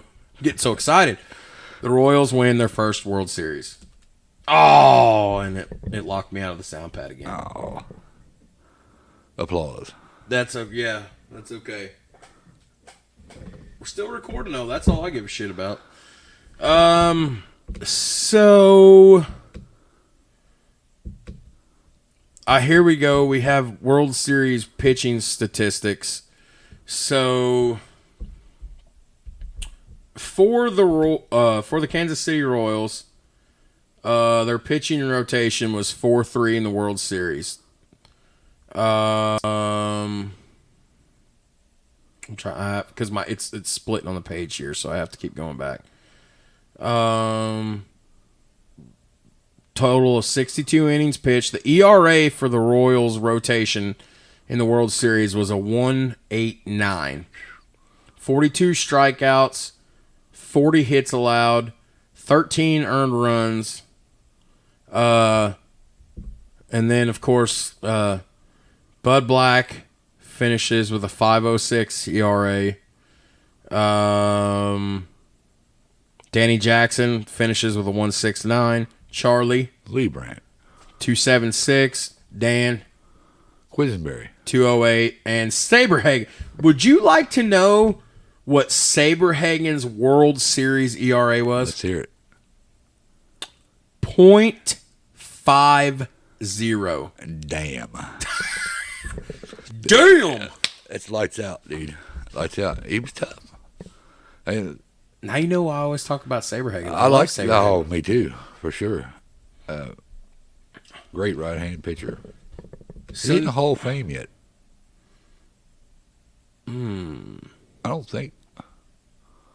Maybe not. Maybe not. Yeah, I'm not. Yeah, sure. fuck it. This is my show, and this is your show. It's our show. We're gonna hold up time. I'm gonna look. Just curious, out of curiosity. If he's not, he should be. Mm-hmm. Brett Saberhagen. Let's go to the old Google machine here. Come on, Google machine. He's in the Kansas City Royals Hall of Fame. He deserves to be. He's not a Hall of Famer yet. He deserves to be. You know, out of all sports Hall of Fames, Major League Baseball is the toughest one to get into. Yeah, I know. But I mean, A-Rod's going to go in for steroids. Hey, I've said this and mentioned this in another episode. I think our baseball episode. You heard it here first, folks. Hot take. All the talk about steroids in baseball and guys not getting in the Hall of Fame, that's fine. They don't. But I guarantee you A-Rod will end up in the Hall of Fame. Oh, yeah. Even being roid positive. Yeah. But that's for another time. So here's some stats here. Some hitting statistics. Balboni, 2 runs, 3 RBIs, 320 average, 4 strikeouts, 8 hits, 0 home runs. I'm only picking certain ones. George Brett, I know you were getting ready to ask. George Brett had 27 at-bats in the World Series. 10 hits, 5 runs, 1 RBI, 370, Did he not hit a home run one time in the World think Series? He did, no. Damn. Okay. Stadiums were not hitters' parks. No, they were pitchers' They were ballparks. pitchers' ballparks. Yeah. For sure. Spacious in the outfield. I like explain. Just because I'm having fun, I feel like I'm directing or I'm producing our show because that's what I'm doing. Explain to people what that means, because I've said that before, and some people are like, I don't know what that means. Explain what a hitter's ballpark and what a pitcher's ballpark means. Oh, well, I mean, a lot of it's going to depend on where you're at. I mean, as far as latitude, longitude, where you're at on this earth. Well, right? I mean, just to basically give a definition of what each one Well, is. big power alleys, deep. Right. That's going to be a pitcher's ballpark. Right. And now, St. Louis, I guess, the ball traveled pretty good in the summertime there in the heat, but this time of year, the ball would be traveling crisp, cool air. If you're playing in the Rockies, Colorado, thin air, the ball is going to travel high elevation, really good, really well. home run city. Yeah. But basically, a hitter's ballpark. Wrigley Field, a hitter's ballpark, with the wind blowing out to whatever avenue it is out there, Waveland or. That's right. Yeah. A hitter's ballpark essentially is home run city. Yeah, I mean, it favors the hitters. Yes. A pitcher's ballpark it's almost like a ace-up the sleeve for a pitcher. You can't knock the ball yard. Olympic Stadium, Montreal Expos, pitcher's ballpark. That's true. Lonnie Smith batted .333. I'm just picking random ones. Pretty good. Here's the one I know. Another one because I know you're a big Motley guy. So Motley batted .364 in the World Series. How many home runs did Motley hit in the World Series for sure? One, I think. Just one. Drove in 3 RBIs though. So I was just picking random players. He platooned most of that year with Pat Sheridan, I think, in the outfield. Pat Sheridan. Yep. So as a total here is the St. Louis Cardinals World Series pitching. Their pitching was 3-4. Innings pitched was 61.1. Their team ERA was a 3.96. Still fucking great, man. That's pretty good ERA. For a team ERA. Wait, if that Game 7, if the 11 runs is what made that jump up. They allowed 68 hits, 11 of those in Game 7. Their strikeouts was 56, and their earned runs was 27. So Anwar had a 9.0 ER. Oh, wait. The fuck did I do here? Did I look at the wrong one?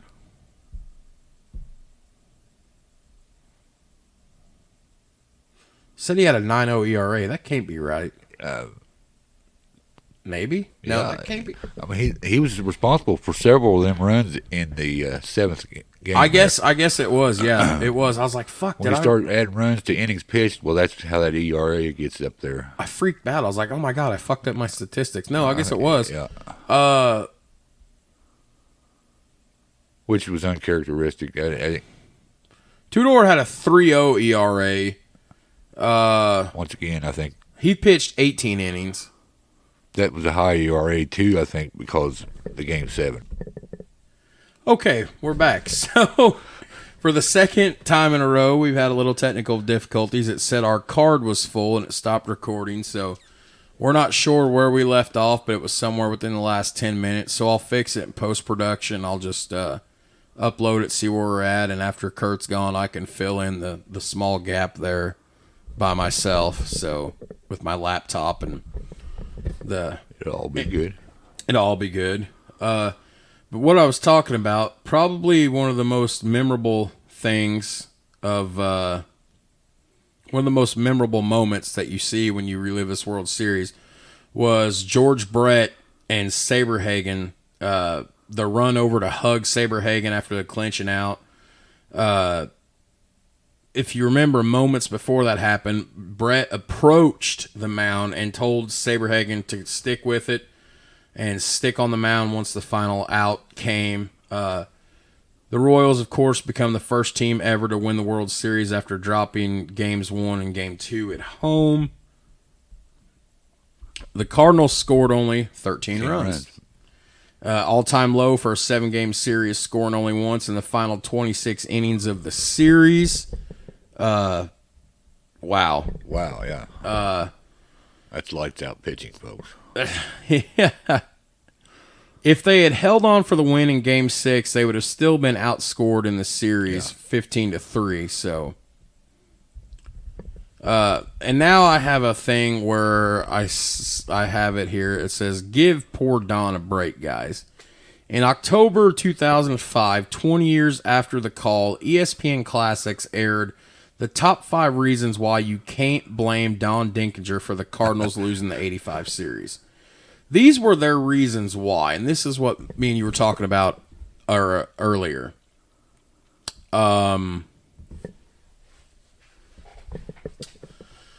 So, these are the 5 reasons. This is why I was... well, like I said, Denkinger had a part in this, but I don't think he's the reason the Cardinals lost. Number 5, Cardinal outfielder Vince Coleman was injured in the NLCS. Not realizing it was happening too late, the NL's top base stealer had been run over by what? A tarp. A tarp. Very good. Rolled out at Busch Stadium. Baseball's fastest man had been removed from active play by a 2-mile-an-hour fucking automatic tarp machine. Oh, my God. Had Coleman played, probably would have made the difference. I hate to say it's all one man, but for what he was doing that season... Yes. That little added pressure on the pitching staff, or on the defense, that speed.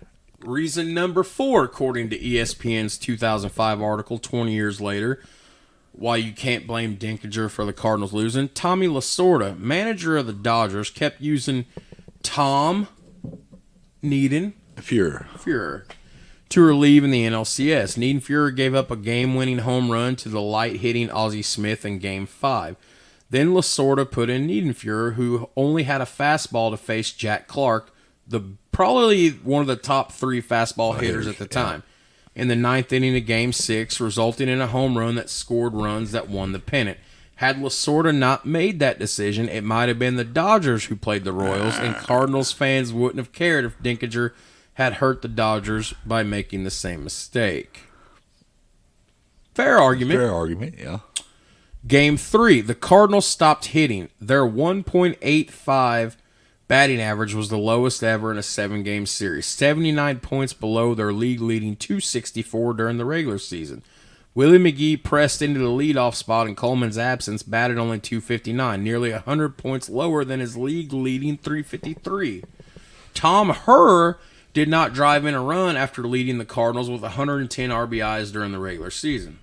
Yeah, well, Vince Coleman's missing off the bases. There's some, RBI there. Game 2, or reason 2, the Cardinals defense. After the Denkinger call, Balboni hit a pop-up behind first base. Darryl Porter called for it. Yeah. Should have been caught. Him and Clark got their signals mixed. He didn't catch it. Yeah, major leaguers make this catch day in and day out. Advance the runners. And then the number 1 reason, according to ESPN's 20-year later article, the number 1 reason why you can't blame Denkinger for the Cardinals losing the World Series, there was still a Game 7. The Cardinals could have put their Game 6 loss in the past and concentrated on the game to come. Instead, they were mentally unprepared to play and had a collective nervous breakdown, with manager Whitey Herzog blaming Denkinger in the post-game press conference, and pitcher Anwar losing his cool as Denkinger called 2 straight walks on him in Game 7. The episode also featured a best of the rest, which focused on the need for instant replay. Had it existed at the time, Denkinger's call would have very easily been reversed. Also, the ALCS was in its first year as a best of 7, having played a best of 5 since the inception of the playoffs in '69. Had it returned to its best of 5 format, the Blue Jays would have been facing the Cardinals in the World Series, having won 3 of the first 4 games in its series with Kansas City. But the Royals came back to win the next 3 games, to win the ALCS and face the Cardinals in the World Series instead. I think they're leaving something out there on the top 5. What? The pitching for the Royals. Well, yeah. I mean, Lights out. So, Kurt, where does this World Series rank all time? I'd say in the top 10. Easy. Top 10? Personally, I think so, yeah. Okay. Last year, 2020 World Series, the COVID World Series. Immediately in the days following the 2020 COVID World Series, Sean Miller, a baseball writer and analyst for ESPN.com, released an article where he ranked all 116 World Series from 116 down to number 1, based on the following criteria. Game Leverage Index, which he borrowed from Baseball Reference, which measures how close the game is on each play and how likely the next play is to shift each team's chances of winning. A game that's close for 9 innings and won by a walk-off in the 10th will rate much better than one in which a team jumps ahead early and runs away with it. Championship Leverage Index. It's similar to Game Leverage, except it includes how close the series is itself. A 7-game series will rate much better than a 4-game sweep. How memorable the series was. The 88 World Series wasn't particularly close, for example, but it produces instant recall for 1 inning alone. And number 4, how historically significant it was and how satisfying that history is. So, the 1985 World Series. Where do you think this ends up? I'm not sure. Now, after I tell you that, you're not sure? I'm not sure. The 1985 World Series ended up coming in ranked at 84. 84. Yes, you read that right. Series leverage ranked at 42nd. Game leverage ranked at 70th. And Sean Miller wrote in his article, and I am going to read this quote verbatim. Before Game 6, this one was going to go down as dull but quick, according to what the New York Times wrote in 1985. Whether what happened next should move it higher or lower on this list is a matter of personal preference. The Cards were up 3-2 in the 6th game and up 1-0 in the bottom of the 9th. MLB Commissioner Peter Ueberroth cut through the Royals' dugout around this time with the World Series trophy in hand. This definitely jacked us up and pissed us off. The Royals' Orta led off the inning and grounded to first base. Todd Worrell covering the bag, the Denkinger call. Right. So they go all through this, and Denkinger's missed call would be the most famous missed call in baseball history for about 25 years until Jim Joyce missed a similar call on what had been the final out of Armando Galarraga's perfect game. So, they're ranking it 84. I'm ranking it top 50, top 25. I think they underestimate just how important that moment was. Obviously, I wasn't alive at the time, but how you can't exclude that moment from the inning. So, in my mind, it's still top 10. In your mind, it's still top 10. Okay, so got a few more things here before we shut it down, and I got a feeling I'm gonna have to do some serious editing. Good thing I'm always looking at that thing. Yeah, it's shut off for sure. You know what's funny? Nothing is flashing now. Look, I have control of the entire sound pad. That was loud. So, maybe we'll start using this card. I'll just have to pull our intro and everything off the other card. Anyways, I'm going to plug our final official, unofficial sponsor so far, which I'm still working hard to get more. This is the people that have offered to make us a logo at a really cheap price, maybe even possibly down the road, maybe free. I don't know. But Main Street Designs, LLC in Jasper, Indiana. Look them up on Facebook. They're a small business specializing in laser engraving and direct garment printing. They do really high quality stuff. They also do vinyl decals and any other personalized items for yourself or your business. Message them on Facebook or give them a call at 812-661-7765 or 812-661-7488. These guys are great people. I converse with them back and forth on Messenger all the time. They're doing a lot of promoting for us, sharing our stuff on social media. we're doing the same for them. So give these guys a call. They will do up practically anything you need within reason, and they will do it at a great price. Now, I want to play a really quick game of word association. Okay. And let me take a drink here. Yeah, that ain't a bad idea. Yeah. Did you notice how that stopped recording? And I'm not freaking the fuck out like I was Yeah, last that's time. a good thing. Because I'm pretty sure what we're missing is maybe only 5 to 10 minutes of content. And I still, like I said, I still have not listened to the episode. You need to listen to it. But you said you listened to it, Listen to it. and you can hear me talking where I split in between both files, and I'm like, hey, guys, this is me, quote-unquote, in the studio. Here's the first copy. Here's the second copy. So I know I can go back and cover, but I'm not freaking out. That episode, I just want to put it behind me. Like, I think that was the worst episode we've done. The content was good from what I've heard. But at any rate, I think I'm only going to have to cover 5 to 10 minutes. And I always need you, dog, but I don't need you for that. I can fix that myself if I want to run down more stats or just give an overview of what we missed and plug the other one back in. Anyways, word association, which you and I always have fun with these. I'm not going to limit you to one word. Okay. So I'm going to limit you to a few words. Okay. And I don't want you to think this. For once, I mean, not that you think a whole lot anyways. You're kind of like me. But I just want it to flow, brother. I want it to flow. Okay, I follow you. The first thing that comes to the top of your dome. Oh, boy. Be ready to edit something here. Careful, we don't want to hand me that ashtray. We don't want to lose. We don't want to lose sponsors. Yeah, for sure. So we're gonna do a little 1985 World Series word association. So, and you don't, like I said, you don't have to do one word. First thing comes to mind. John Tudor. Incredible pitching. Do you think if their bats would have if they had the bats going on the back of his pitching, they could have won the World Series? They could have won the World Series, yes. I think if Vince Coleman would have got run over by a tarpaulin that day. Damn it! That was number 2. Bad, Vince Coleman. Bad. Tarp. I mean, come on. Yeah. The fastest guy in baseball run over by a 2-mile-an-hour tarp. It's stupid. Yeah.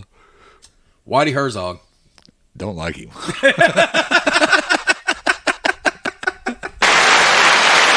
Damn it. There we go. Brett Saberhagen. Lights out. I love Brett Saberhagen. Me too, for sure. So, okay, got another one for you. Ozzie Smith. The Wizard. I kind of felt bad for Ozzie. I always liked Ozzie. I still do. Yeah. I mean, I kind of felt bad for him in a way in that series, but I mean, This next one's a 2-parter. First part, Don Denkinger. bad call. Okay. Don Denkinger's bad call. Not good for baseball.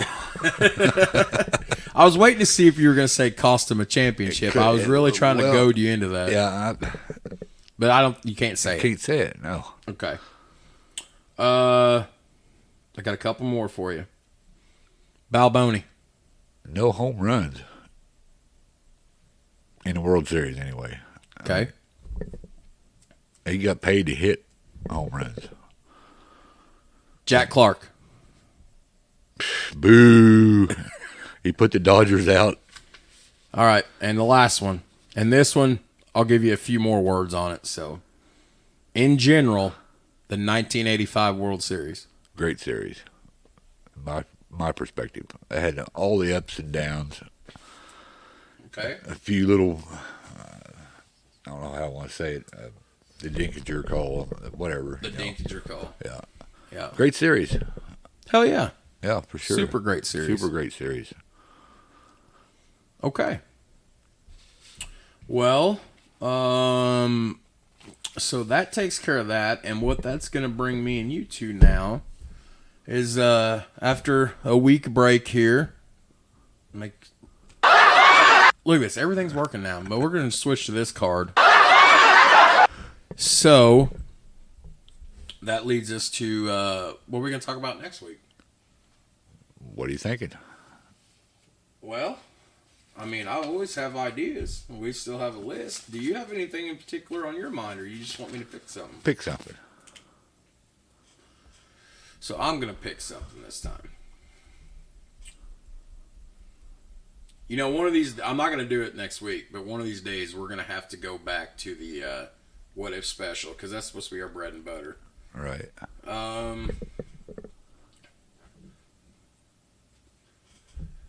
You know what I think I want to do? I think I want to do a tribute episode. Okay. I think I kind of want to do like a breakdown of history and a tribute to an athlete who's no longer with us. Okay. So, what say you, Kurt? What if we do a kind of a biographical tribute episode and we honor the Mamba next week? Yeah. Yeah? Yeah. Shout out Kobe Bryant. Shout out Kobe Bryant. I'll be down for that. Let's do that. I don't know why that's not even on the list. I mean, here's the infamous list that you always tell everybody I have. I mean, this was started on my desk at work, not during production times, never on company time. This was on my break time. But that's the list I carry every day, ain't it? It's a good list. And that's not even on there. So let's do a biography in honor of Kobe Bryant. That'd be nice. Yeah. Hell yeah. Yeah. What if, or not a what if special, but just honoring Kobe. Kobe Bryant. He was right out of high school. Right out of high school. I think he played at Pepperdine, maybe. I think it might have been, or was Pepperdine a high school or university? I think it was a high school. Well, was they had there a university and a yeah. high school? Yeah, probably. Yeah. I tell you what, you've heard me and Adam talk before about, none of us are ever going to see the amount of money or the fame that these people get. Right. So people pass away every day, but there's certain celebrities and famous people and athletes you get attached to, and certain deaths hurt you. And man, to wake up that Sunday morning and find out that Kobe had passed away last year, It's one of those moments. it's like, did that really happen? I mean, I remember what I was doing at the moment I heard. It was about 9:30 in the morning when I heard. I just woke up on a Sunday morning. My ex-girlfriend had just left to go back to her place. I was supposed to go down there and meet her that night. And I just woke up and it's like my phone was blowing up. Kobe Bryant passes away, helicopter crash. I'm like, this can't be true. Yeah, and then you hop on and you start breaking it down. You're like, oh my God, we just lost Kobe Bryant. Yeah. And then it's, oh my God, we lost Kobe Bryant. We lost his daughter. We lost a surreal moment. We lost another family and the children and the pilot. And Doyle and I was headed to Monty's Pizza to get a pizza when we heard. Shout out Monty's Pizza, free plug. Yep. Damn, I could go for a Monty's Pizza right now. I could too. I bet you guys get a Monty's Pizza this weekend, don't you? Maybe I might. Yeah, possibly. I could always eat. Oh, me too. For sure. But for absolutely. I love you, bro. Yeah, same to you, brother. Man, I tell you what, though. I think that's going to be a tremendous episode. I don't even know where I'm going to start. I guess I'm just going to start with his being born and just go down from there. Yeah. It'd be a good tribute. A class act. Oh, yeah. I mean, I know they had the rape scandal that came out years ago, the Denver, Colorado incident, and it is what it is on that. I think he got acquitted on that, did he not? Take that off the table. The guy never had a lot of character issues. No. And when I think of my era, and I'm a few years younger than you, when I think of my era, you think of Jordan, and then you immediately think of Kobe right after Jordan. Good for basketball. You know what I honestly thought to happen with Kobe? I figured one day he'd end up coaching in the NBA. Well, yeah, I mean, yeah, for sure. Yeah. I could see that. That was like the logical step for him. Yeah. Not so much a booth or anything. He needed to be on the floor. Exactly. Yeah. Pretty good IQ, basketball IQ. High basketball IQ. Yes. So fuck yeah, dude. Let's do Let's that. do it. Next Let's do week, it. a biography and a tribute to the Black Mamba, The late Kobe Bryant. The late Rest in peace. Yep. Well, other than our memory card shitting out on us, and I'm assuming ballpark, and I think it's pretty close with how often we check the recorder. We're missing about 5 to 10 minutes of audio. I can fill that in tonight in post-production. But I think this was a great bounce-back episode from what I believe was our worst episode the week before. I still haven't listened to it. I know you keep telling me. Listen to it. I know I got on the laptop, and before the episode recorded, I think, or in the middle, good content for sure. I told them about what happened, and I think at the end of the episode, damn technology. When we create our show opening that we start playing every time, I wish I could rip it from the original birth of the podcast episode where you're like, I'm an analog man. But I think I might just have you say that. We'll record our own intro sometime. I'm an analog man. But this was a great episode. Yeah, absolutely. I had a lot of fun, brother. Yeah, I'm glad you're out here. Yeah, for sure, brother. Hell yeah, son. So guys, make sure to like us on Facebook, spread the word. We're slowly gaining ground. Steel toes and scoreboards. Steel toes and scoreboard. Hey, look, I got brand new steel toes on today, and yet you're wearing tennis shoes. I never see you in tennis shoes. I'm going with just comfort today. But wearing your official company work shirt there. Shout out to our company. We're not going to shout out yet. Yeah. I don't know why our picture's in the machine room, and people have had to see it by now. So, never on company time. That was taken out. I was taken off the clock. There we go. Right. Yeah, I had fun. Yeah. Oh yeah, for sure. Good episode. We're increasing listeners every week, which is impressive. They're hearing two idiots ramble. That was the perfect. It was the perfect thing. It's podcast, Idiots Talking Sports. It's pretty good. And then we had the warm-up sports, Be a Wuss. Yeah. And then honestly, I think, our original go-to was Tales from the Nosebleed section. But I think Steel Toes and Scoreboards worked out a little better. Yeah, it works out pretty good. All right, guys. So we're going to wrap it up. It's a kind of muggy, late Friday afternoon here. I'm getting ready to post-product for a couple hours, and then I'm going to go get my tiny humans for a weekend. So, yeah, have a good weekend, buddy. Hey, I hope you do too. I'm going to get in the garden. Go home, take care of old Luck Dog. Yeah, and got to pull some weeds out of the garden. I think next week I might come to you, maybe, just so I can go see old Luck. Yeah, unless it's Luck would like that. Unless it's 120 degrees outside, and if it is, then maybe we can. Right. I know you like the basement. I do like the basement. This basement's up over here parts underground. It's fucking cooler it's over here. Nice down here, yeah, for sure. Yeah. Be nice when we get our studio finished. Yeah. We got to get started on that, brother.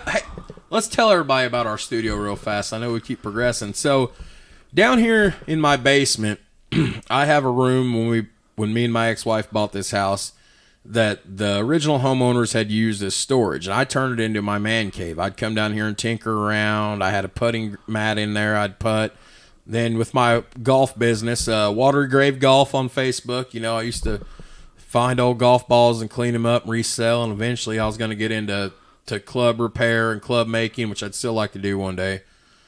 On the back side of that room is like a cellar that's completely underground. It's got a breaker box in there. You look up, you can see the air ducts and everything. And it's just it's a good-sized space, completely underground, and I call it a cellar. I told Kurt, I said, I want to soundproof that a little bit, turn that into a studio. And he said, what do you mean? I said, I want to take a bunch of 1x lumber, put it on the walls, put it on the ceiling, put it on the floor even. A nice, good wooden acoustic room.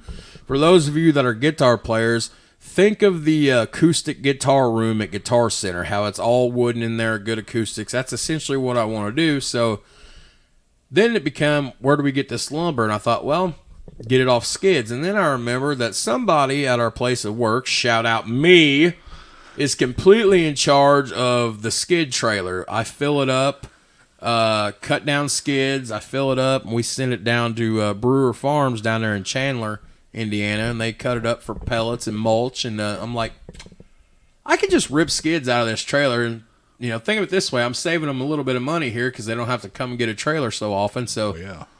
we've slowly started ripping some of the skids that are kind of mangled and I can't really cut them down. I just rip the boards off and gonna need a lot of skids. Yeah. But I, put a few more lights in there. I mean, I'm gonna have to do some electric work. Or well, I'm not. I'm gonna get my buddy to do it. I don't do it like you. No. But I think once we get it finished, it'd be nice. I'd like to have a little flat screen TV on the wall where I could just project the laptop up there, and then you could see everything. Right. That'd be pretty cool. For sure. So high hopes. I hope. All right, guys. So it's seriously time to sign off here. So I hope you guys enjoyed this episode. I had a lot of fun. This was our second baseball episode. Our first episode covering a World Series, the 1985 World Series, I-70 Showme Showdown. Next week, gonna do a basketball episode again, which you haven't really done one of those since the first episode. We're gonna honor and pay tribute to the late great Black Mamba Kobe Bryant. So hope you guys stay pumped about that. Kurt, got anything else? I believe I'm All right. good. So for my co-host, my co-anchor, my work bestie, and my damn good real life, one of my besties, Kurt Kelly, I'm Jared Atkins. And since we are using a different sound card, we do not have our outro to play. So you guys can just listen to this for a couple minutes, and we will see you guys next week.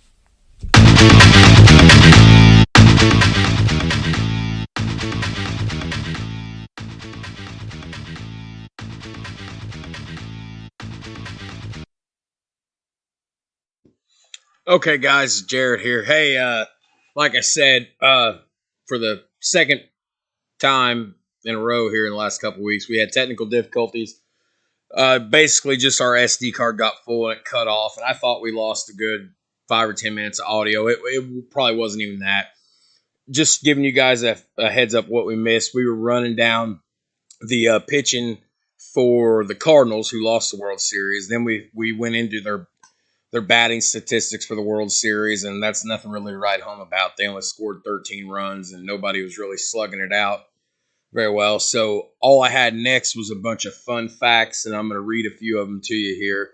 And this is what you missed. And then, when you heard the audio kick on was where we'd pick back up at. But basically, John Tudor, Anwar, and Saberhagen were all 20-game winners during the regular season, which was impressive. 2 for the Cardinals, 1 for the Royals. And then I went into some more fun facts. The first All-Missouri World Series was not in 1985. It actually took place in 1944 between the St. Louis Browns and the St. Louis Cardinals. And you heard me mention earlier in the episode, this was the first World Series where every game was played at night instead of some games happening during the daytime itself.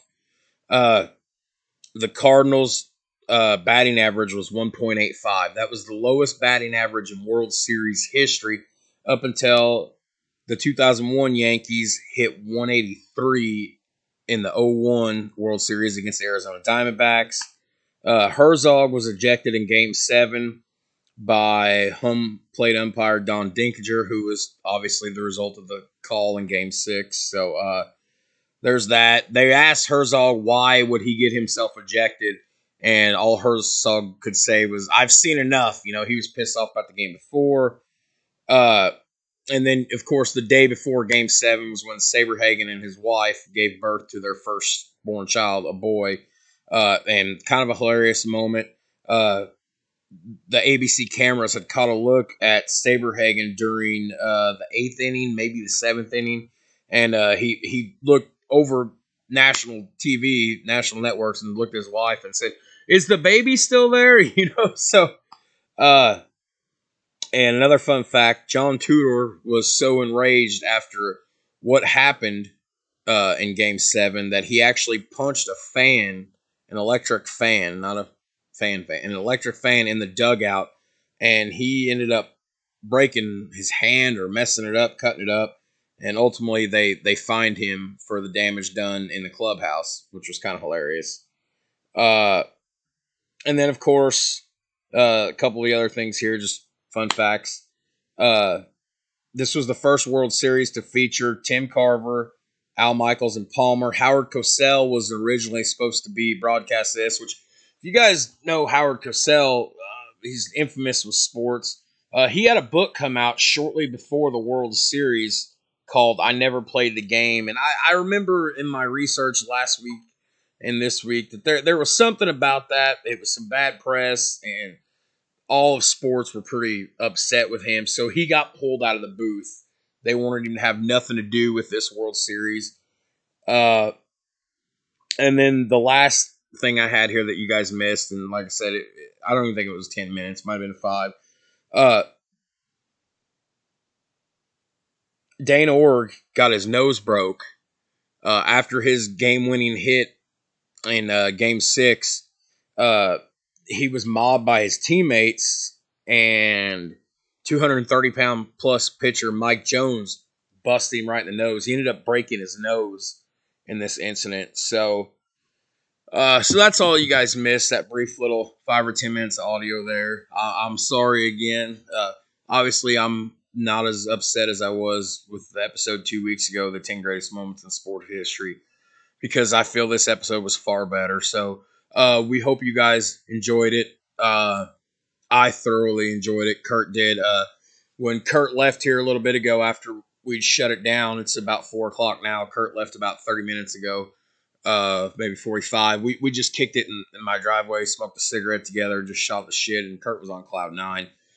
He originally had mixed reviews about doing a podcast, and eventually he's getting to the point where he's excited about it, and that's all he wants to talk about at work. So we're having fun there, and we appreciate the feedback we get. I wish I would get more feedback from some of you guys, but it is what it is. The feedback we do get has all been good, and I appreciate that. And please like and share the ever-loving hell out of our Facebook page, Steel Toes of Scoreboards, or have them send them to our Twitter account. I don't remember what the Twitter handle is. I think it's STS Podcast 2021 or something like that. But get with us. Yeah, we're available on iHeartRadio, Stitcher, Google Podcasts, Spotify. Of course, you can find us on Podbean. We're available wherever. This damn Apple Podcast. I've submitted, researched. Still having issues on that. It is what it is, whatever. But we appreciate the support, guys. And thank you so much. And I can't wait. Next week's episode wasn't even on the episode list. That's how important this is. But we're going to honor the life and career of the late, great Black Mamba Kobe Bryant. So that being said, guys, I'm going to shut it down. I'm not even recording this with my recorder or my mic. This is just coming straight off the laptop in my quote-unquote Audacity studio here. So thanks a lot, guys, and we will catch you later.